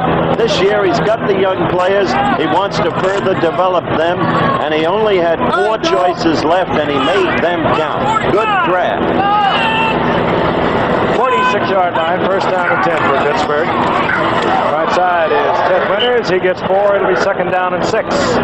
Now, I interviewed Chuck Noll on this Pittsburgh team. Here's my talk with him. A year ago at this time, they said the Steelers are a team in transition. And you were, and you held together and made the playoffs. Good year. Now, how would you characterize this team? Well, I think every year you start over at the beginning. And no matter what you've done last year we made the playoffs and were disappointed a little bit that we didn't go further. Some years you don't make the playoffs. Some years you come off of a Super Bowl ring. But regardless of what you do, the year before, you're starting over from scratch again the following year in training camp. And we try to give people the opportunity to improve themselves. Sometimes the improvement comes from young people. Many times it comes from the veterans. And right at this stage, we don't know what's going to happen. I would say every year we're a team in transition. Team in transition, Howard, but I think they have got to be pretty pleased, not only with the draft, with the play of, we watched Greg Hawthorne playing in a new position, even though he played a little there last year. Stout has looked well, but then he's looked well in the past, and meanwhile, Terry Bradshaw they anticipate he'll be back with no problem at the start of the season with that surgery on the right elbow. You saw Stout get his own first down, now he's going to be sacked back near midfield. Defensively there for New Orleans, big number 75 is on Stout, Bruce Clark, and he's the one we talked about early, a former first-round draft pick of the Green Bay Packers that New Orleans gave a first-round pick to get. And George Rogers, as you can see, out of uniform. We saw them working on his left wrist, I believe it was, in the first quarter. We have had no report of any serious injury to George Rogers, so I presume he's all right. No, they're just resting his legs. We still haven't described that surgery. If time permits, we'll tell you what they did to Rogers' legs to heal a chronic condition, which is now healed. Loss of 9 by Stout. It's second down 19. The ball goes to Odom. Odom goes right side and picks up a few yards, a couple of yards to the 45-yard line, where it'll be third and about 17. George Rogers used to get terrible muscle cramps. The problem was that, in effect, he had shin splints, which is most usually associated with thoroughbred horses. And as a consequence of the shin splints, his legs would tire and he couldn't go all out all game.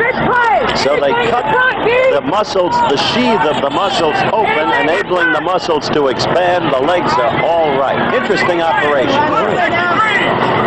Third down 17. Stout back once again and gets in a little bit of trouble. His receivers all over the field. And he goes to Calvin Sweeney, and Sweeney comes down with the football, 25-yard line. He'll have a Steeler first down. Ted Stout got in trouble.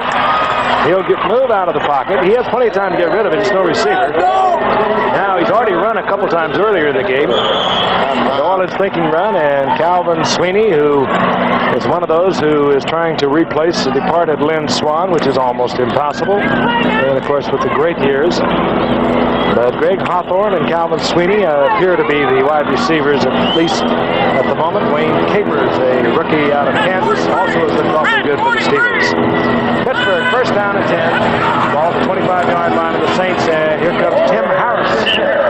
He's the rookie running back out of Washington State that Howard alluded to a while ago as having shattered all the Washington State rushing records. He compiled a little over 2,800 yards there in his career. Not tall, 5'9", rather stocky, however, at 206 pounds, and very quick. He got a couple. It'll be second down and 8. The ball at the 23-yard line with just under 9 minutes remaining in the third quarter. And the Steelers on top, 17-0.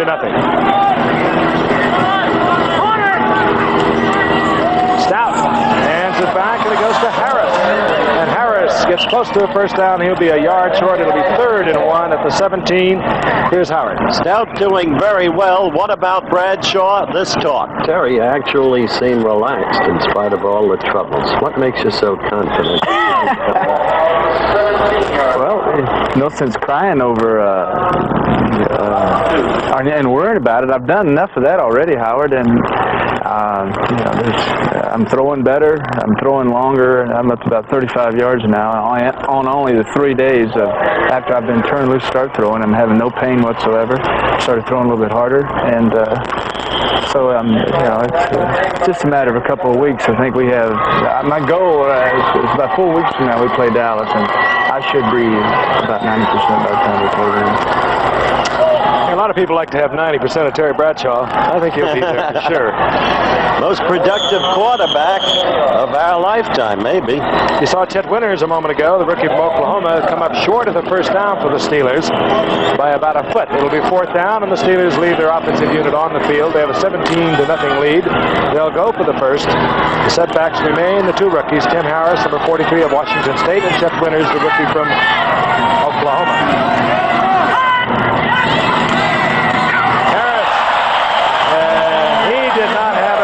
It was Dennis Winston, the former Steeler, who is doing such a fine job for the Saints. He did a good job for Pittsburgh as a middle linebacker behind Lambert. We watched him several years, but he played in the middle, Howard, and he could not cover the pass. And now in this 3-4, he is right at home. All right, as you look at it again, you saw Winston right on Harris. And the point Frank makes is exactly right. Playing the 34 on the inside, he is much better. Playing the 43 in the middle, he was in trouble. We'll be right back. Ford Escort. We made it with 4-wheel independent suspension for a big car ride. We made it with front-wheel drive for traction. We made Escort efficient, very roomy, and fun to drive. Day in and day out. And we made it in America. You, in turn, helped make Ford Escort the best-selling car in the world. Have you driven a Ford lately? Now, 9.9% financing or factory cash available on new Ford Escorts.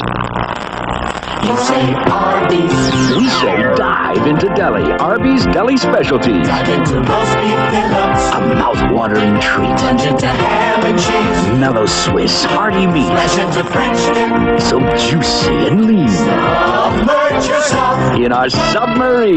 You say Arby's, Arby's, Arby's. Come on, dive into deli. You said a mouthful. America's Olympic hopefuls, including Steve Lundquist and Tracy Corkins, in the most important swimming event in the U.S. this year. And take the plunge with world champions Wendy Weiland and Greg Louganis. ABC's Wide World of Sports at a special earlier time next Saturday. Well, I don't know how you translate that to being down by 17 points as the New Orleans Saints are. But they have a first down and 10 now. Their own 20-yard line as the Steelers went on 4th and short. They did not make it. Wilson, the handoff goes to a new running back, which is Toussaint Tyler of Washington. The drug problem in the league, Greg Stemrick, Bum Phillips, my talk with Bum. Let's hit this problem that's plaguing the league, the commissioner, and everybody. Let's hit it head on. You supported the commissioner's action on the 4 suspended players. Sure did. And it hurt because, Greg Stemrick, I coached for 7 years, and I know him real well. I know it hurt Greg, and I know it hurt some of the other kids, but I think a football player lives in a glass house. A football player is really a hero. And if you're a hero, by God, you got to act like a hero. I don't think you can be a hero and enjoy all the things that a hero enjoys and then turn around and not pay something back. And I think one of the things that football owes to the public and to the children and to the people of this country is to conduct themselves at least within the law. Maybe some of their habits are different, but at least within the law. And the things that the commissioner bore down on were against the law. And, there's no excuse for that. He makes more sense than a lot of fancy people, a lot of fancy words, doesn't he? He's a fine, fine man. I respect him and I admire him. Wilson's pass overthrown. Now we have a third down and a yard and a half to go. This is Marvin Lewis, the first-year man out of Tulane, who struggles up, I think, just a little short of the first down, in which case it would bring up a fourth down.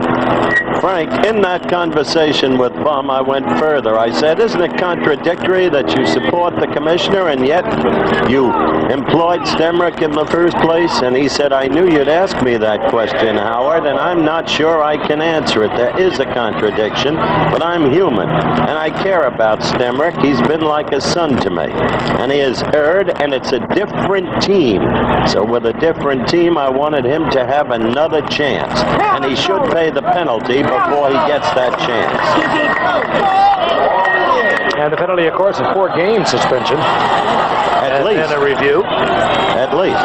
You saw how much the Saints needed. And down 17-0. Why not? There's 6:43 remaining in the third quarter because they don't record this game. First of the NFL preseason games. Marvin Lewis and Hokie Gajan are the setbacks, and going for it on his own is Wilson. I think he has it easily. Dave Wilson surging ahead for the first down for New Orleans. And a reminder, coming up immediately following this game between the Saints and the Steelers, the U.S. Women's Open Golf Championship from Tulsa, Oklahoma. The last we heard, Patty Sheehan had the lead. We'll be going there immediately following the game. The U.S. Women's Open. Saints have the football just over the 30-yard line. Running a lot of new players in. Gene Goodlow, one wide receiver. Rich Monty is in there, number 84, the tight end. Looks to be Larry Hardy. Yes, it is. First down and 10. Wilson. Goodlow. Good move by Goodlow. Another one. And Goodlow out close to midfield. Eric Williams finally pulls him down, but he got away from one defender to not only get the first down, but tack on additional yardage. That's why they're so high on Goodlow. At Kansas State was the college, came in after 2 years in Canada, and they say he's another one like Grote. Slippery, good moves, not that fleet-footed. Right there, you see him slip that tackle, and that one picking up extra yardage. Good-looking player. Led the CFL last year at Winnipeg. 100 receptions. They throw it a lot up there. First down and 10. Marvin Lewis, youngster from Tulane, held short on the right side, but he gets a couple. It'll be second down and 8. But inside Pittsburgh territory, and we understand now that George Rogers suffered a dislocated thumb, and that can be very painful. Didn't that happen to Garvey? The Dodgers broke that long string. Ed or Steve? Steve. I think it broke his string, didn't it? Yeah. Consecutive games? But baseball, you've got to handle the bat. Rogers can still run with the football. Second down and 8. Ball up the 49-yard line. 49-yard line of the Steelers. And they go out to Tucson Tyler, and it's picked off by Sam Washington. Dave Wilson is the last man, and he makes the stop at the 9-yard line. Dave Wilson played it well, but the pass intended out there to Tucson Tyler, picked off beautifully by Sam Washington, who was reading it all the way. Let's watch it again, and I think Wilson, I watch his eyes. He's looking at him too long. If you're going to go to a relief man, you don't look that long. He got Washington into position, and it was all over. Wilson overthrowing just a little bit, but then making a fine defensive play. And Pittsburgh is threatening once again inside the 10-yard line. First down, goal to go for 28 remaining in the third quarter. Mark Malone is now the quarterback, number 16. He has not seen any action since the season of '81. As the Tim Harris starts the right side, it's maybe a yard. Mark Malone, a great athlete out of Arizona State, where he was a tremendous passer, but a very effective runner. The Steelers used him as a wide receiver. They used him on kickoff teams. And then he hurt his knee in a basketball game and had some really severe surgery in February of '82. Did not play at all, was not active, I do not believe, except for the last couple of games a year ago. That's Mark Malone. He hands off now to Tim Harris over the left side. He's held short at the 7-yard line, a gain of about 2 or 3 yards. Call it 3. It'll be third down and 7. Both quarterbacks in the similar mode of Terry Bradshaw Malone is 6'4", 220 pounds. Blitzstop, 6'4", 218. Bradshaw, just about that, maybe 6'3".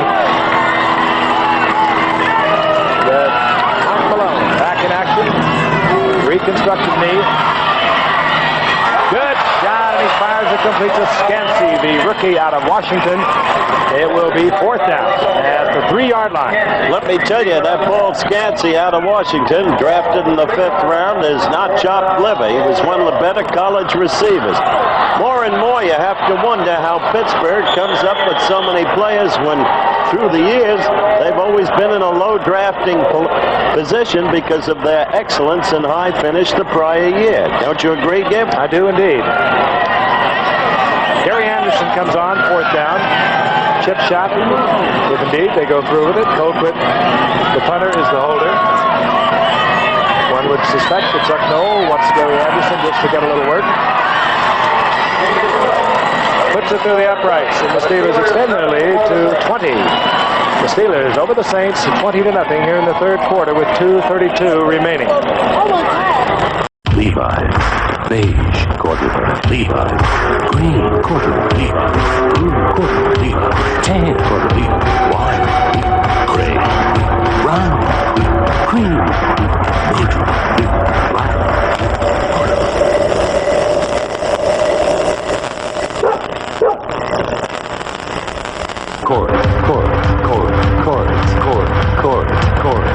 Levi's.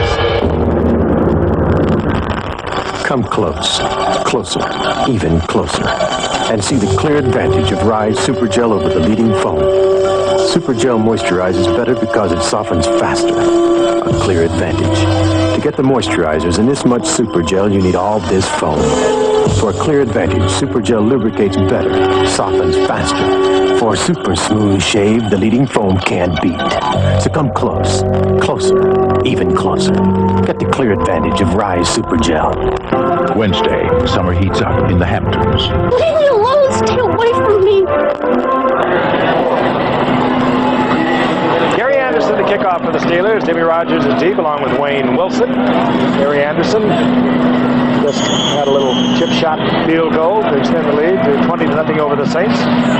Another booming kick that hangs high, comes down on the goal line in the arms of Wayne Wilson.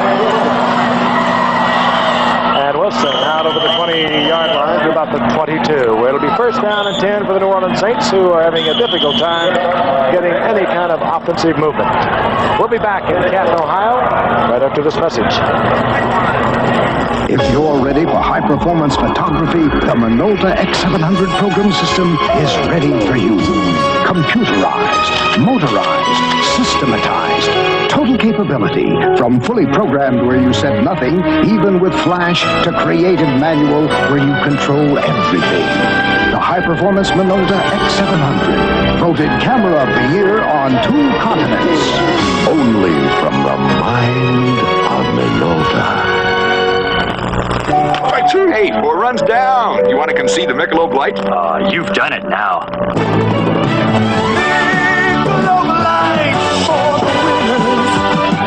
But a bunch of guys really go at it this hard just for a beer?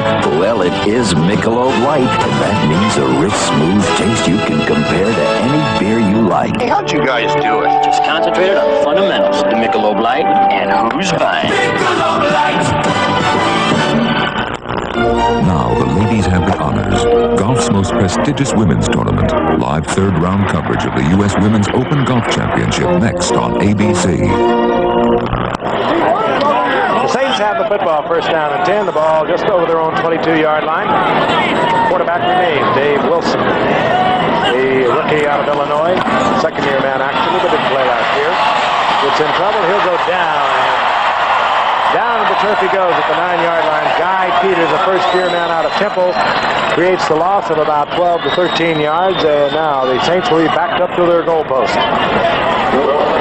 You know, we have some terrific games coming up, Frank, in the preseason. Of course, we've got a great regular season schedule, but in the preseason, you'll see this Pittsburgh team again at Three Rivers Stadium against the Giants, who are a rapidly developing team, at least defensively. And then August 19th, Miami in the national capital, and then the opening game of the season, Dallas at Washington, September 5th. How are you going to beat that? Second down and 23, the screen pass to Cliff Austin, and Austin gets about 8 or 9 yards back at the 13 that was lost by Wilson on that sack. Bob Coors made the stop on this play against Austin. This is one of the 4 draft choices that we were talking about earlier that Bum Phillips got. This is a kid with a lot of potential. He did. He was tied with Kelvin Bryant of Philadelphia Stars. In the USFL, you mean? Yeah, well, as a senior, he tied Kelvin Bryant. Austin out of Clemson. And, of course, Bryant had over 1,000 yards instead of Austin. They exactly the same. Oh, Wilson is really hammered this time. Scramble for the ball. That's going to be a touchdown. It was Brian Hinkle who really unloaded on Wilson, and then it was Craig Bingham who got the football and got it into the end zone. That's the second outstanding play by Hinkle today. Boy, watch this shot. And there's no way Wilson even saw it. The ball comes loose. There's Hinkle. And now they've got a flag down. They're marking it off. But this Steeler team is performing well, not only offensively, but defensively they are hitting. Defense, still third down. Well, I guess if you're offside, you get a good shot at the quarterback. That was some shot. Yes, it was. And what does the name Hinkle mean to you, Gipper? Well, it was a Clark Hinkle. Correct. One of the greatest in history. Reverse angle on this. Watch number 53. And that can really shake up a quarterback. He's lucky he got out of that in one piece. And again, the whistle blows, and this is kind of what we anticipated. We expected it earlier in the game. Things are a little ragged after only 2 weeks of practice. Dave Wilson, of course, staying in the game. That time Keith Willis was in on him. Pittsburgh is a little overeager at this point. Well, you got a lot of youngsters trying to make a football team, and you got a lot of young ones in there right now. Look, Chuck is getting a kick out. I tell you, Chuck is looking forward to this season with such eagerness. He's loving the challenge of redeveloping his extraordinary team of the 70s. Defensive offside once again. That you knew. Third down and 3. Ball at the 29-yard line. Chuck Noll looking very healthy. Had back surgery, some rather serious back surgery. As a matter of fact, going back in May. It seemed to be affecting him at all. Third and 3. Wilson.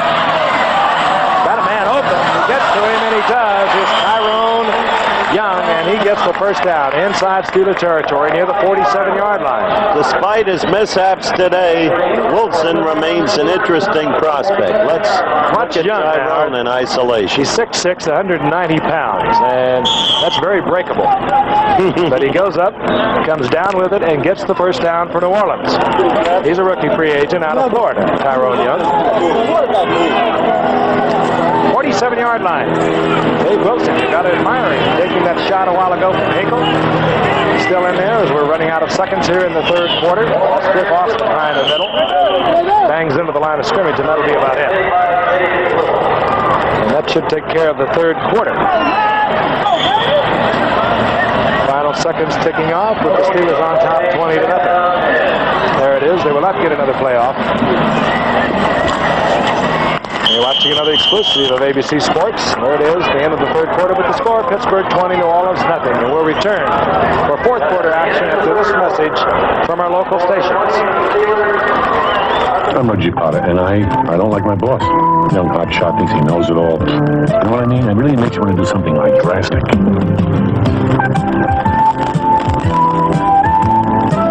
Wouldn't you like to do that to your boss? Reggie premieres Tuesday following Three's Company. The leading light, icy light. Hey, give me some sunlight. A hot day and a cool pool. Oh, give me an icy light. The right light. Icy light in sunlight or moonlight.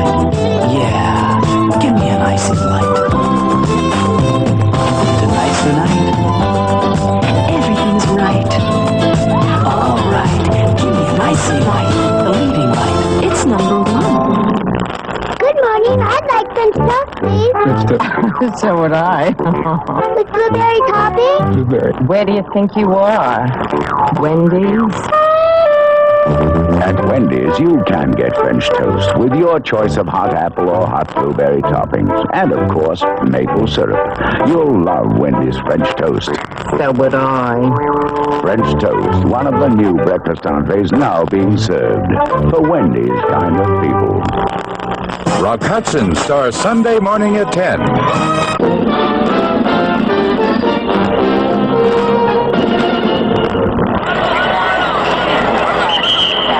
Quarter of action coming your way. The New Orleans Saints have the football against the Pittsburgh Steelers. The Saints have the ball at the 47-yard line of the Steelers. Second down and 10. They trail by 20-0. And a good first outing for the Steelers thus far. For Dave Wilson, a little early lesson, if you will. He survived it well. He remains the quarterback for the Saints. Put the screen out. It goes to Tyler. And Tyler down the right side. Good yardage inside the 40, short of the first down. It'll be third down and about 2. Toussaint Tyler, third-year man out of Washington. Those were the stats at halftime. We'll give you a quick change now, update you on what transpired in the third quarter. And there it is.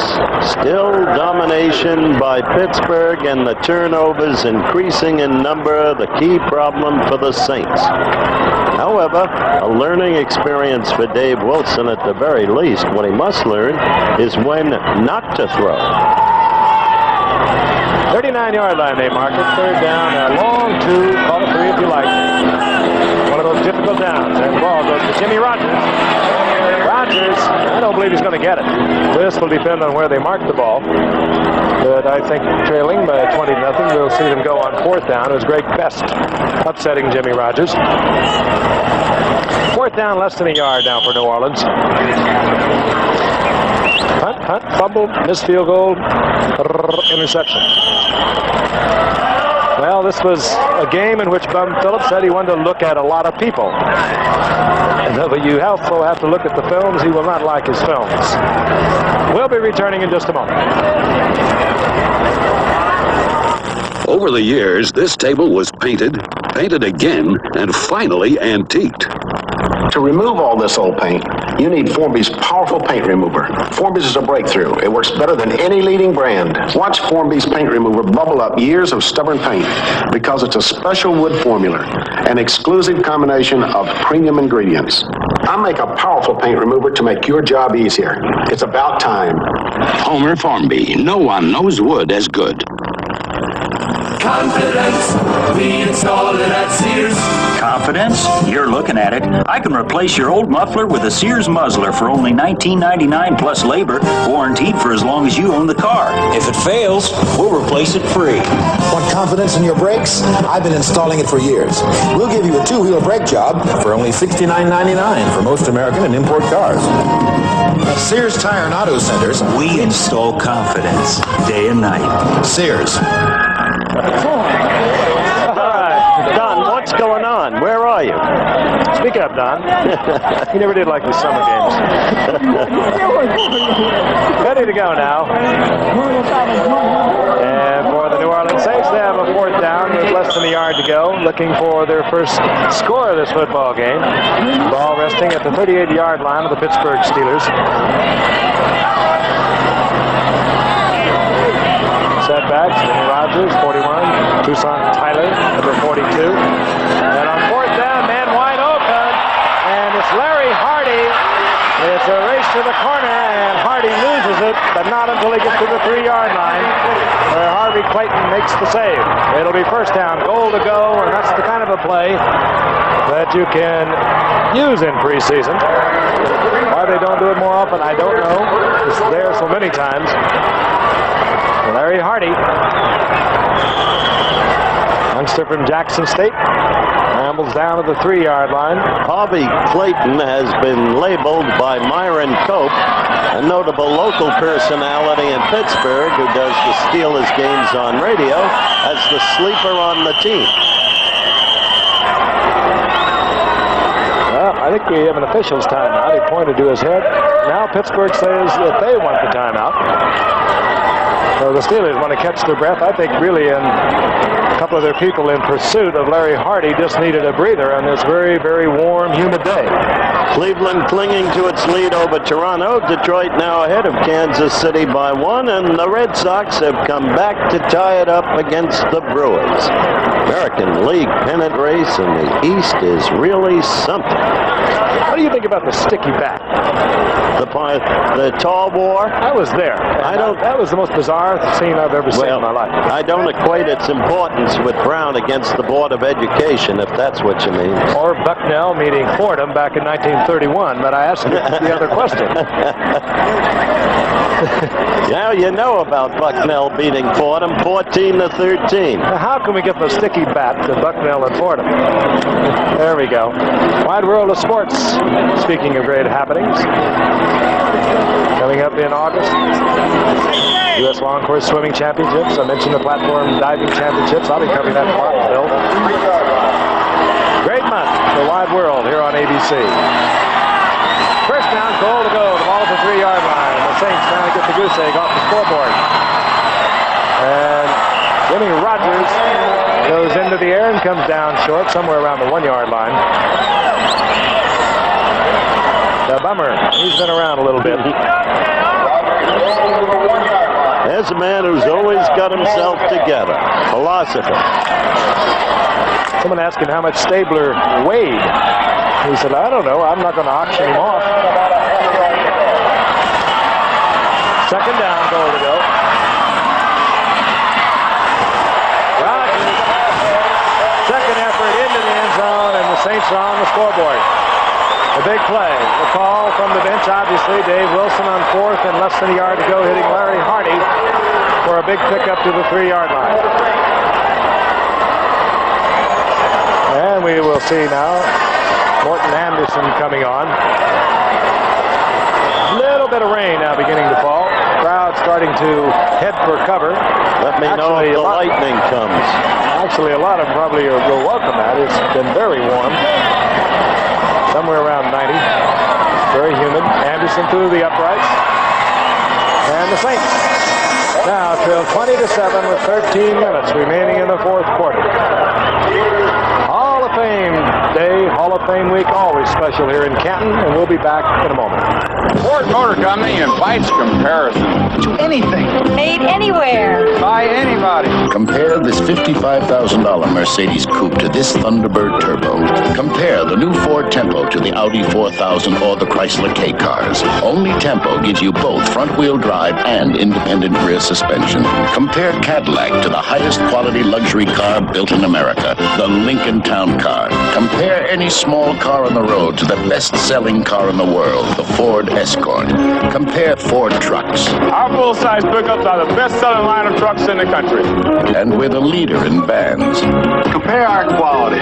We're building the highest quality cars and trucks of any major U.S. manufacturer. Compare our cars and our trucks to anything. Made anywhere. By anybody. You're gonna love them. You're gonna love quality Ford. Quality is job one. We're ready. Yankees, White Sox, or Cubs Phillies this week on ABC's Monday Night Baseball. Jimmy Rogers got into the end zone. Saints now kicking off. Morton Anderson with Tim Harris, the rookie from Washington State deep. Did you miss that bolt of lightning, Gib? No, I did not miss it, and I can also hear it. Anderson puts it up high, comes down at the 3 in the arms of Tim Harris. And Harris out close to the 30-yard line. Fine return. That ball was kicked very high. Jimmy Rogers, who is going not only in the offensive unit but on special teams, was down there defensively to make the stop. First and 10, the Steelers with the football. Mark Malone remains the quarterback, number 16. The wide receivers will be Scansey, number 81, Greg Garrity of Penn State, and we are getting a lot of lightning now and thunder. Odom and Harris the setbacks, and this is Harris. Gets away from one tackler and works his way to the 35-yard line. Good running on the part of Tim Harris, whom we've been talking about here in the second half, the rookie from Washington State. I want to see one more bolt of lightning, and then I'll be doing a single. 5-yard pickup. Garrity goes left, the rookie from Penn State. Single set back, Tim Harris. And what a shot to Scansey. Mark Malone right on target. Scansey was running neck and neck with Kevin Gray, I believe. Let's take a look at it. Watch Scansey now, and Gray is right with him, but Malone puts it right over the shoulder. And just as Gray looked back, the ball was in the arms of Scansey. He's a rookie out of Washington with a fine catch. That's the kid I was talking about before. 49-yard line, inside the 49, and the Steelers have another first down. They have looked good offensively with youngsters and veterans. Very well-drilled team, and they've been in camp only 2 weeks. There's Jimmy Rogers. Jimmy Rogers had himself a good year last year. We mentioned earlier that George Rogers, the league's leading rusher in '81 the year before, missed 3 games, and it was Jimmy Rogers who came in and played both halfback and fullback. And they're talking, I think, about the lightning that is crackling all around across the stadium here in Canton, Ohio. Check it out. The faithful are staying in the stands. I would.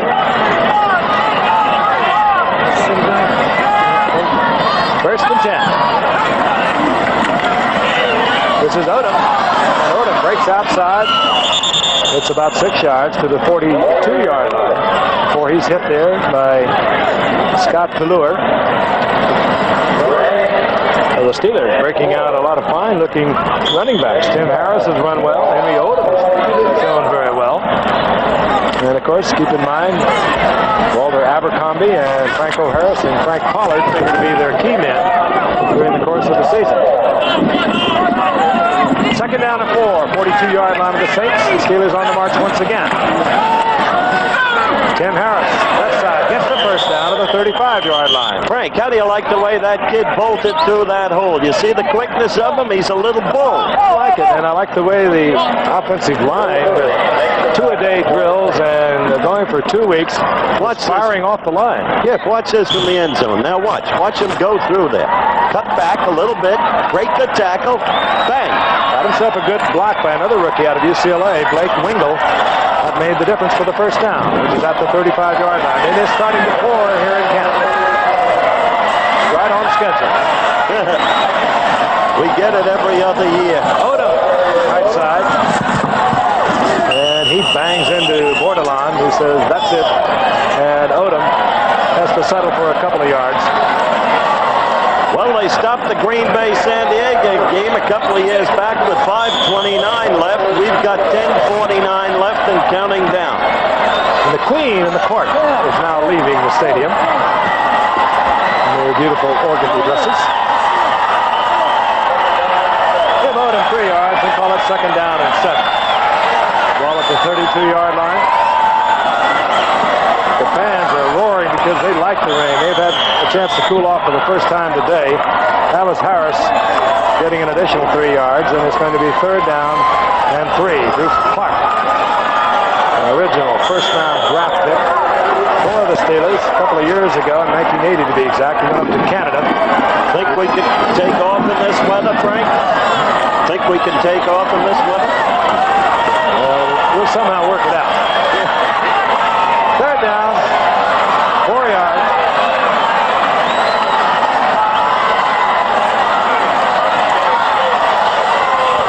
Malone fires out to Tim Harris, and Tim Harris gets the first down, stepping out of bounds, stopping the clock at the 20-yard line. Kevin Gray driving Harris out of bounds. And it is getting dark, it's getting wet, and you can hear it, I think, probably in the background, the thunder and the lightning. Illegal procedure, and they'll bring it back. They really are roaring and cheering, I think, because they are, for the first time in a long time, cooling off here in Canton. Driving rain now. I don't believe this. Oh, you're going to hear this one. This one was right over our heads. Big lightning bolt. There you are.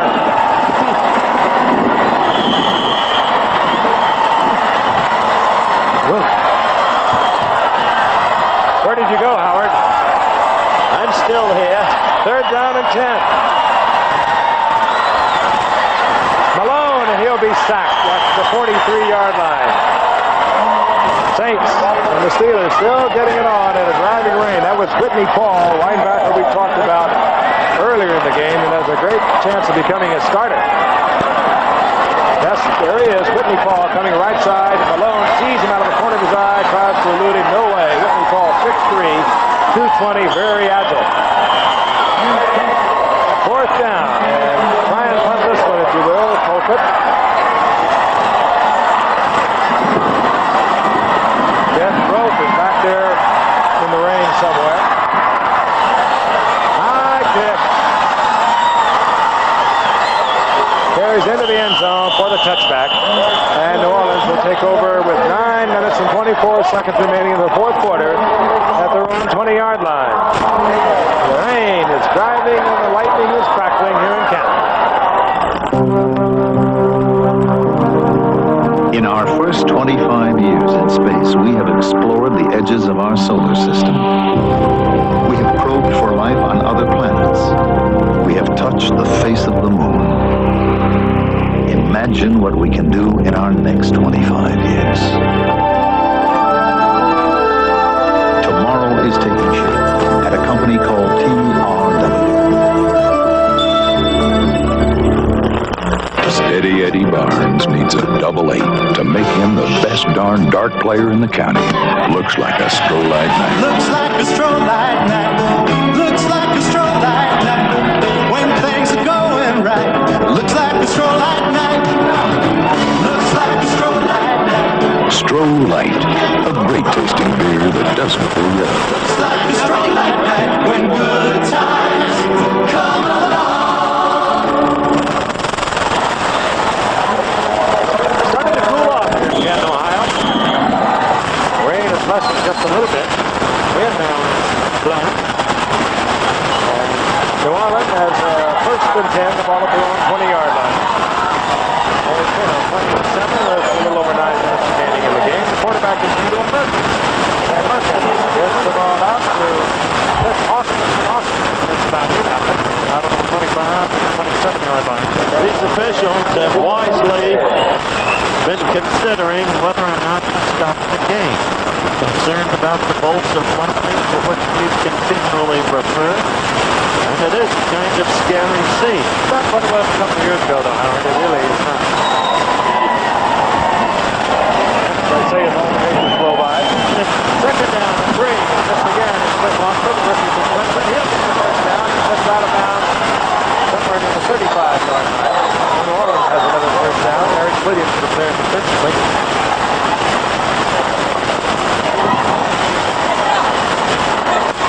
And the game goes on. And now again a driving rain. And New Orleans is working right into it. It's almost impossible to conceive they could have much of a passing game. It's driving right into their fence. 8:45 now remaining in the game. It's total to Silver's conclusion. Let's put Austin again, the rookie from Clemson, and look at Austin. He'll get the first down out over the 45-yard line. Good effort.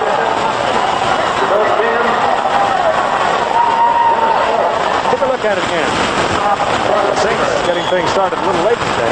Maybe they needed a little rain and a little cooling effect to watch Cliff Austin against what we're talking about. He's not all that big, 6 foot, 190 pounds, but he had great numbers down in Clemson. Although there's another thunderclap that you can hear, the rain is materially less. Vito Merkins is now the quarterback for New Orleans. He is going deep. Looking for Tyrone Young. Tyrone Young complaining there was interference, but no soap. He wanted interference against Harvey Clinton. He will not get it. Vito Merkins can do a lot of things. He was with the bum also back a few years ago in New Orleans. He can come in as a quarterback. He played wide receiver. He'll return punt, return kickoff. 6'1", 195-pounder out of Sam Houston State. Playing little quarterback pass for him. A game in which Kenny Stabler couldn't get. He came in, started against Washington. Not a good day, but at least he was just on second and 10. Going again for Tyrone Young. Incomplete. Good defensive play as the duel continues between Tyrone and third grid. Haven't come in much. A little flash of lightning, but the rain has eased up considerably. Third down and 10. From the 47-yard line. Tyrone Young, the lanky youngster from Florida, good top of the screen, 6'6", 199 pounds. Gino, picked off. Eric Williams, a rookie from North Carolina State, 6th-round draft pick, and another one of Chuck Noll's draft picks. Comes up with the interception, and he moves it back to the 35-yard line of New Orleans. 6 turnovers now. From the end zone, you'll see Guido throw it right to the defender. Look at that. In his defense, his tight end fell down and threw it right into the hand of. But that's 5 interceptions, 1 fumble, 6 turnovers. And it will be little noted nor long remembered. An earth floater like this kicks up a tremendous amount of dust that could destroy its engine. To keep it out, Fram designed a special double air filter. Today you can get the same kind of thing for cars, the Fram Extra Light. The inside works like a normal filter, the outside an extra filter. It traps 50% more dust than Fram's old single filter, but it doesn't cost any more. The Fram Extra Light, 50% extra protection, no extra cost. Comparing a foam shave with an Edge gel shave made real news. Now we're making news again with new Skin Conditioning Edge with lanolin. Most men agree. Our newest gel lets you shave closer than the leading foam. Better still, it conditions your skin, so it feels smoother. Discover new Skin Conditioning Edge with lanolin. For smoother skin, it could be the best news your face ever had.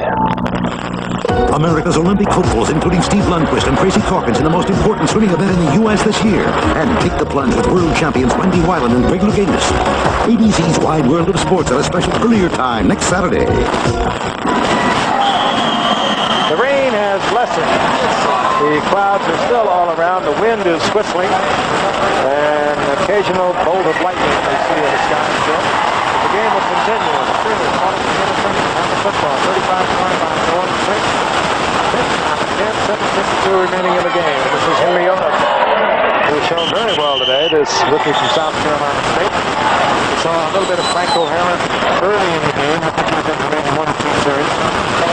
We saw Frank Pollard for a little while. We saw a little bit of Morgan Cotton, and mostly it's been Henry Owen, the rookie from South Carolina State, and Tim Harris, the rookie from Washington State. That's the combination of setbacks now operating with quarterback Mark Malone. Second down to 9. Harris with a single setback. Scanson in motion. And again, receiver ball. Henry Odom was wide open, and Malone fired the ball just as Odom went to the turf. It'll be third down and 9.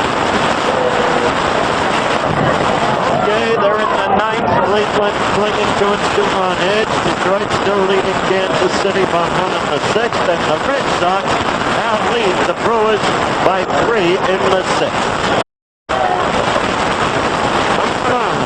Stretch traffic for the Steelers here in the second half following the first down. Malone again chased out of the pocket. There's the man wide open over the middle. Complete to number 88, Trey Dunaway. And it'll be first down, Pittsburgh. Think about the Steelers team, Frank, is they all have the look of athletes. Not just limited guys. They all have the look of athletes who can do many things, versatile players. Over the years, that's been really the kind of player that Chuck Noll has looked for. That and the player that comes to camp almost ready to play. He's insistent on that. Real good conditioning programs off season. Tim Harris over the left side. Harris Gets inside the 15, and then we'll pick up from about 5 as the Steelers now just throwing the Saints out of there. Dan Berchinger defensively have a lot of young men there also. I can't tell you how impressed I am with that young man. He finds the holes, he's got the power, he's bull-like in his rush. Oh, he's a blue one too. He put together almost 3,000 yards in his career out at Washington State. How does a guy like that get to be a creator? Well, I couldn't answer that. Short, he's 5'9", that would be one reason. Not an hour receiver. And he gets close to another first down. There's Malone indicating that he has it. But your backs today have better be receivers. And 5'9" is not the type of pass you like to be thrown to if you're a quarterback. That might not be one reason. It's all about the others.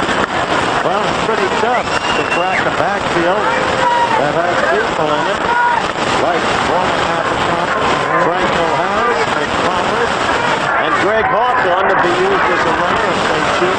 They will be done. It's not just the first down. The third down is to Malone for the rest. The Steelers the first preseason game in the NFL season. We'll see it again. August 12th against the Giants. 1/3 of November. Don't forget, U.S. Women's Open Golf Championship coming up. There are 4 now. Josh in the lead. Yes, including the Orange Rockman and Dan Stevens. Straight down, goal to go 9-yard line. Stevens up the fancy.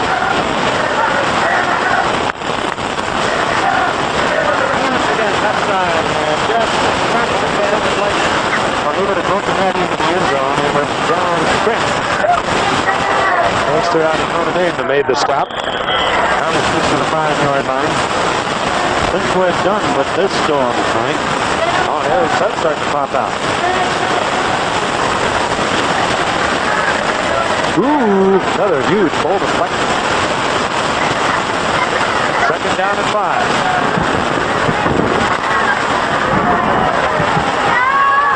And Malone, I think, turned the wrong way, looking to hand off to Henry Odom. Either Odom made an error or Malone made an error. Malone tried to make the most out of it. He'll lose about a yard, and it will be third down and goal to go. We'll mark it inside the 7. Less than 4 minutes remaining in this game. 3:50, counting down.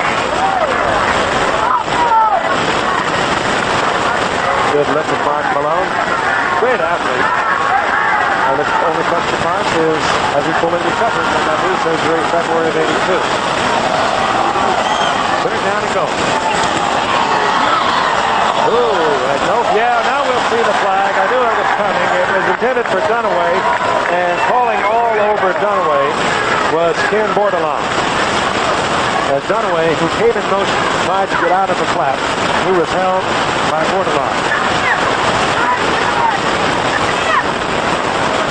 The Bordelon complaining that, look at that flag. He's got some kinks. One of the graphics was trying to sound on, but I'm quite sure the penalty was against Bordelon working against the penalty who was in motion. Like you probably saw. So the first down goal to go, 3-yard line, 3:30 remaining in the game. Steelers remain on top, 20-7. They're about ready to extend it.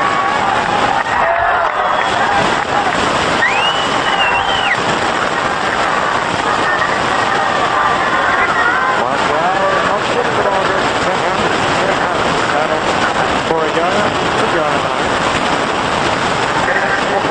Mark Brown starts to go over the sidelines to pick up his play. Okay, don't forget, 2 preseason games coming up. August 12th, we'll be in Three River Stadium to see these Steelers against the Giants.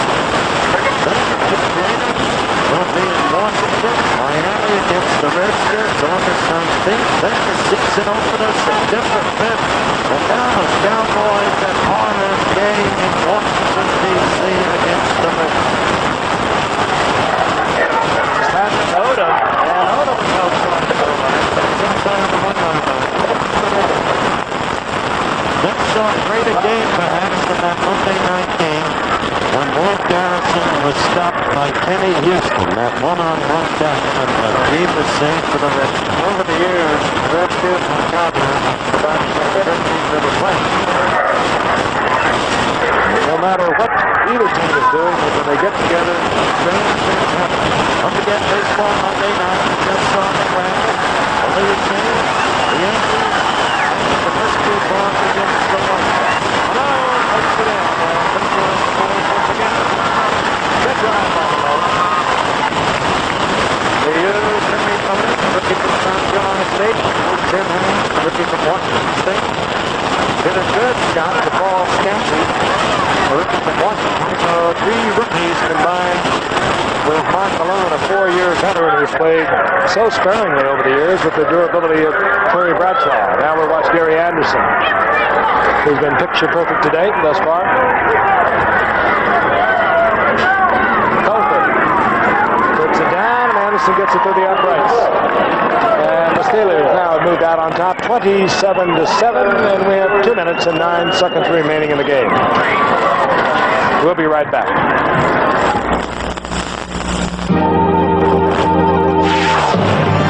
Kodak presents a breakthrough in color photography. 4 new 35mm print films for the best color pictures ever from Kodak. A film for vibrant color, sharp, detailed color, fast action color, even a film for low light color. Open your eyes, everything's new. The colors of life are shining through, and life never looks so good. New Kodacolor VR. 100, 200, 400, 1,000 speed films. The colors of life are shining through, and life never looks so good. Now the ladies have the honors. Golf's most prestigious women's tournament. Live third-round coverage of the U.S. Women's Open Golf Championship next on ABC. Gary Anderson will kick off. Jimmy Rogers, Wayne Wilson, Rich Motti are deep.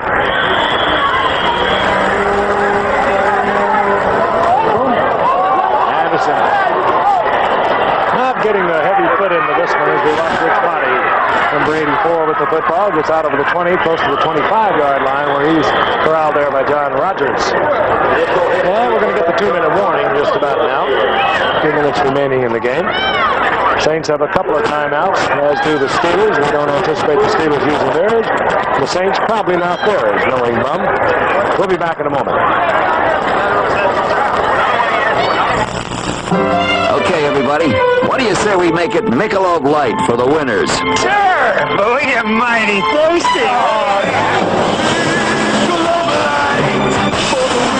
Yeah, it's a whole new game when you're playing for Michelob Light. It's smooth taste you can compare to any beer you like.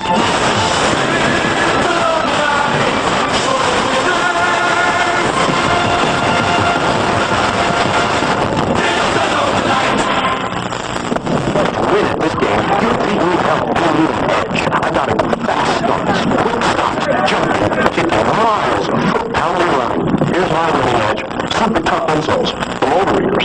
Super tough. With your shocking foot fatigue, it's like wearing thousands of tiny foam springs to help you keep that spring step free. And overeaters' activated charcoal formula keeps even sneakers from smelling like sneakers. Whatever your game, feel more spring in it. Super tough overeaters for the winning edge. We're back in Canton, Ohio. The weather having cleared somewhat. That's storming through here rather quickly. The Saints now have the football first and 10, their own 20-yard line. They trail 27-7. 2 minutes remaining in the game. Vito Merkins remains the quarterback. And the ball goes to Cliff Austin. Off snap. Close to the 30-yard line for a gain of about 5. It'll be second down 5. For the Steelers, a good showing today by Roosevelt Stryer. Take a look at the leaderboard. We'll be going out there very shortly. We now have a two-way tie. Patty Sheehan and Jan Stevenson. Boy, what a finish that's going to be. Devin Sheehan versus Brian Gal. He's only been out there about 3 or 4 years, and she was a rookie in the league 3 years ago and really doing well. Dan Stevenson coming back. She's had her problems. They're playing very well, and no time for the lead. Will be going there shortly. Second down and 9. Guido Merkins throws it into a crowd, just a completion to tip off, and then Austin Dillon to the 48-yard line of the Steelers. And I was starting to say earlier, the Steelers have shown well. They did it, of course, without Ben Swan. He's retired. John Stallworth is a holdout. A lot of other players have had problems with. Brown, their big tackle, has just come back this past Tuesday as we watched Cliff Austin being administered some aid. And in this replay, you'll see this ball somehow snake in between 2 defenders and get to the receiver. Merkins a good athlete. He's played a lot of different positions as we look at that. Look at earlier. He got that between 2 defenders, and Austin put on a good move himself. He got pounded from behind. He was tripped up, and then another Steeler came right down on him. And there's a good possibility that he fell on the ball with the Steeler on top of him.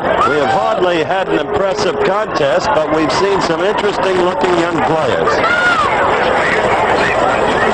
Well, you got me. It wasn't Clark Hinkle. No, it wasn't Clark Hinkle. He went to Bucknell. I know. You had 14-13. They beat Fordham in 31. I don't have a clue. Give us the initials down in the truck. All right, wise guys. Bronco Nagurski, Canada, sure. From up International Falls or somewhere like that. He's here today, by the way. Yep. So many of them that came He was back. at the dinner last night, here today. The ring size 20. First down and 10. Guido Merkins back to this one up for grabs. Fair catch, called for and missed. Happened just as Guido Merkins was getting ready to release that, he got really hammered, and he is shaken up. Let's watch him once again. He really got popped. Now he's back. He's looking over to the left, and he sees nothing coming from his right, and that's where he gets it. Hit there hard by Tom Beasley, big defensive end. About 250 pounds of it, but Guido is all right. He looks over his second down and 10. Steelers drop to a 4-3 to get their pass rush. Guido in traffic once again. The flag is down, and Guido sprinting for the haven of the sideline. Yeah, the flag is down, however. I'd like to remind you, the special expanded edition of ABC's Wide World of Sports has been brought to you by the Ford Motor Company. There's a dedication to Ford. At Ford, quality is more than a priority. Quality is a job one.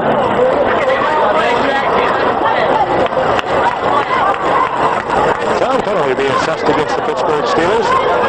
Marked out. The New Orleans Saints getting a first down at the 38-yard line. Again, our contact with our official, Dick Jorgensen, not being effective. 1:24 remaining in the game. A game we thought we were going to have to call with about 8 minutes remaining, and now the Sparrows are starting to clear somewhat. Merkins hangs up a high one and into the arms of Tyrone Young. Tyrone Young ran under that bomb. No, this is Marvin Dumas out of Nickel State, the first-year man. Marvin Dumas, a free agent, runs under Guido Merkins' foul. So the Saints get into the end zone once again. Watch Merkins. He's put everything he had into this one. And Dumas was there. Out of Nickel State, 5'11", 185-pounder. Morgan Anderson hits the uprights. I suppose there is encouragement in this for Bum Phillips and for some of the young players. You must remember the huge improvement that Phillips has wrought in the New Orleans team within just 2 years of tenure in that great city. And last year they were 4-5 and lost a key coin flip for the playoffs, didn't they, Frank? You remember it well. Well, it certainly did. And I think it would be a mistake to look at this team today in the way Pittsburgh did, in fact, rout them, and think that they're not going to be a vastly improved team, because they are.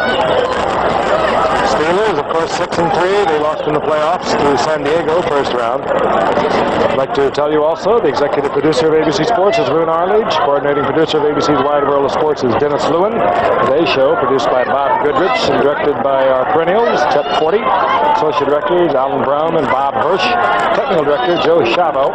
Technical manager Coach Coltrane. Unit manager Lenny Nathan. Telecommunication manager Frank Grillo.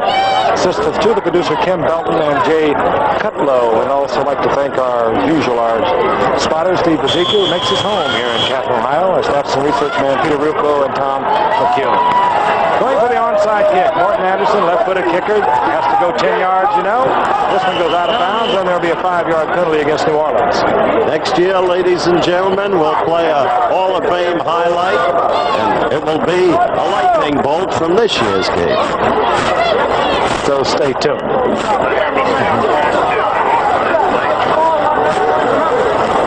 Big play, and it was just mentioned once again by our producer Bob Goodrich that really made things, brought a smile to Chuck Knowles' face, I know, and that was a 68-yard touchdown bomb, stout to Greg Hawthorne. Hawthorne, of course, trying to take up the slack out on the wings where Lynn Swan is retired, Jim Smith is gone, and John Stallworth remains a holdout.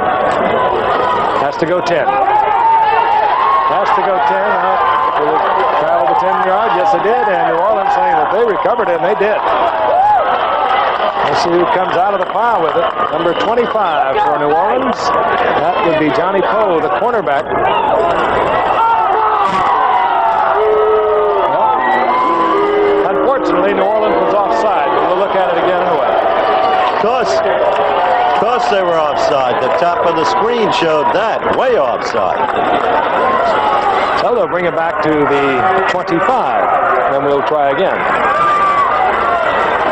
116. It's a good way to get actual game practice on your onside kick.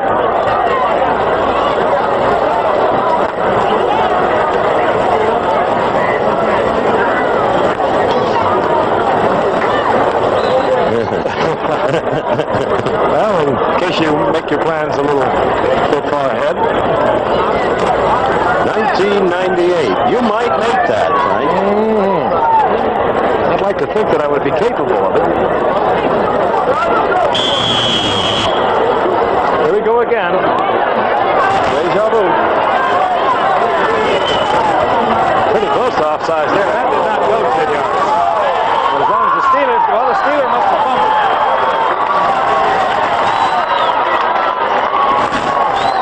Deja vu. The Steeler must have had possession of that, and it has to travel 10 yards before the Saints can recover. And right there, the Steeler has the ball. It gets it pounded out of his arms, and the Saints come up with it. Take a look at it from the reverse angle. It's coming right at you now. And into the terrified arms of a pair of Steelers, headed by John Rogers. The ball comes out of the pile. New Orleans has it first and 10 to their own 35-yard line. They have 1:14 on the clock. Merkins fires in the general direction of a couple of Steeler defenders. Harvey Clayton goes up high. Doesn't come down with it. So it'll be second down and 10. Great day in Canton. Once again for Sonny Jurgensen, Bobby Mitchell, Paul Warfield, Bobby Bell, the first of the Kansas City Chiefs ever in the Hall, and of course Sid Tillman, the great coach. It's been a week-long affair here in this city. Should be congratulated for the tremendous effort they put into it. It really has become a piece of America. Nearly 500,000 people here in Canton during the course of the week. Second down and 10, Ito. Looking for a receiver. Finding a friend is difficult. He's using up the clock. Finally comes up with a completion. Now a flag goes down. John Tyson's the receiver, and that flag cannot be for a delay of game, I don't think. Dino Merkins had another Steeler defender going back to the defensive huddle. He was standing right behind him. We have an ineligible receiver downfield. You saw the indication. You mentioned John Tice. Viewers haven't seen much of him today, but he is one of the 4 draft choices. A simply terrific prospect, tight end with Maryland. Played superbly well in a critical game last year against Clemson. You'll be seeing a lot of Mr. Tice. Big fella, marvelously built for the tight end position.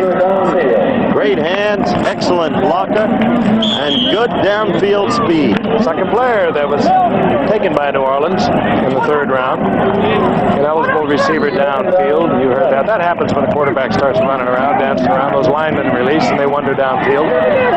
Wobbly and almost picked off. Well, perhaps just a little slippery as it snapped off of that turf, which has been dampened by the rain. The intended receiver, deep downfield, was Marvin Dumas.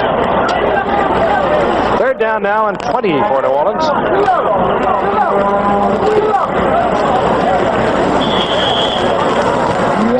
New Orleans, as we mentioned before, they were 4-5 last year. They got a big thrill there right after the strike was over. They came back, looked awfully good, putting together a couple. Then the wheels came off. George Rogers missed 3 games with a pulled hamstring. Third down and 20. Perkins will go down close to the 15-yard line, and it was Keith Gary getting in there. He, of course, in his first year out of Oklahoma, was a first-round draft pick of the Steelers back in '81. Went to Canada, played a couple of years. They're looking to get that pass rush this year from Young, Rivera, and Gary. Fourth down and 28. Pretty tough to harken back to the pass rush days of Joe Green and L.C. Greenwood and White and the rest of those. Joe Green in camp working with the Rivera. Joe Green, another one that is going to be a great one. This is Pittsburgh's Heather Hunter, I guess. Heather Hunter. Don Shine. 5 seconds down the clock. It is over. We'll have one play run out for the Steelers, and then Hall of Fame festivities here in Canton, Ohio will be concluded. And what have we been saying? Particularly for the new inductees, we'd like to once again congratulate each and every one of them. And also remind you, we'll be going even to the U.S. Women's Open Golf Championship in the third round of play out in Tulsa. And a word to Terry Bradshaw, we miss you. He's got a new hit record out. Yeah, country western. Beginning to think it's Bobby Mercer. Frank Malone. They'll kill the clock. Final seconds found, and it's all over history. And the 21st Hall of Fame game for the Pittsburgh Steelers, 27-14 on the New Orleans Saints. Remember to stay tuned for the U.S. Women's Open Championships. May 2. Once will be made by United Airlines. United flies to Hong Kong for more top business centers with 3-class Royal Pacific service. This has been a presentation of ABC Sports.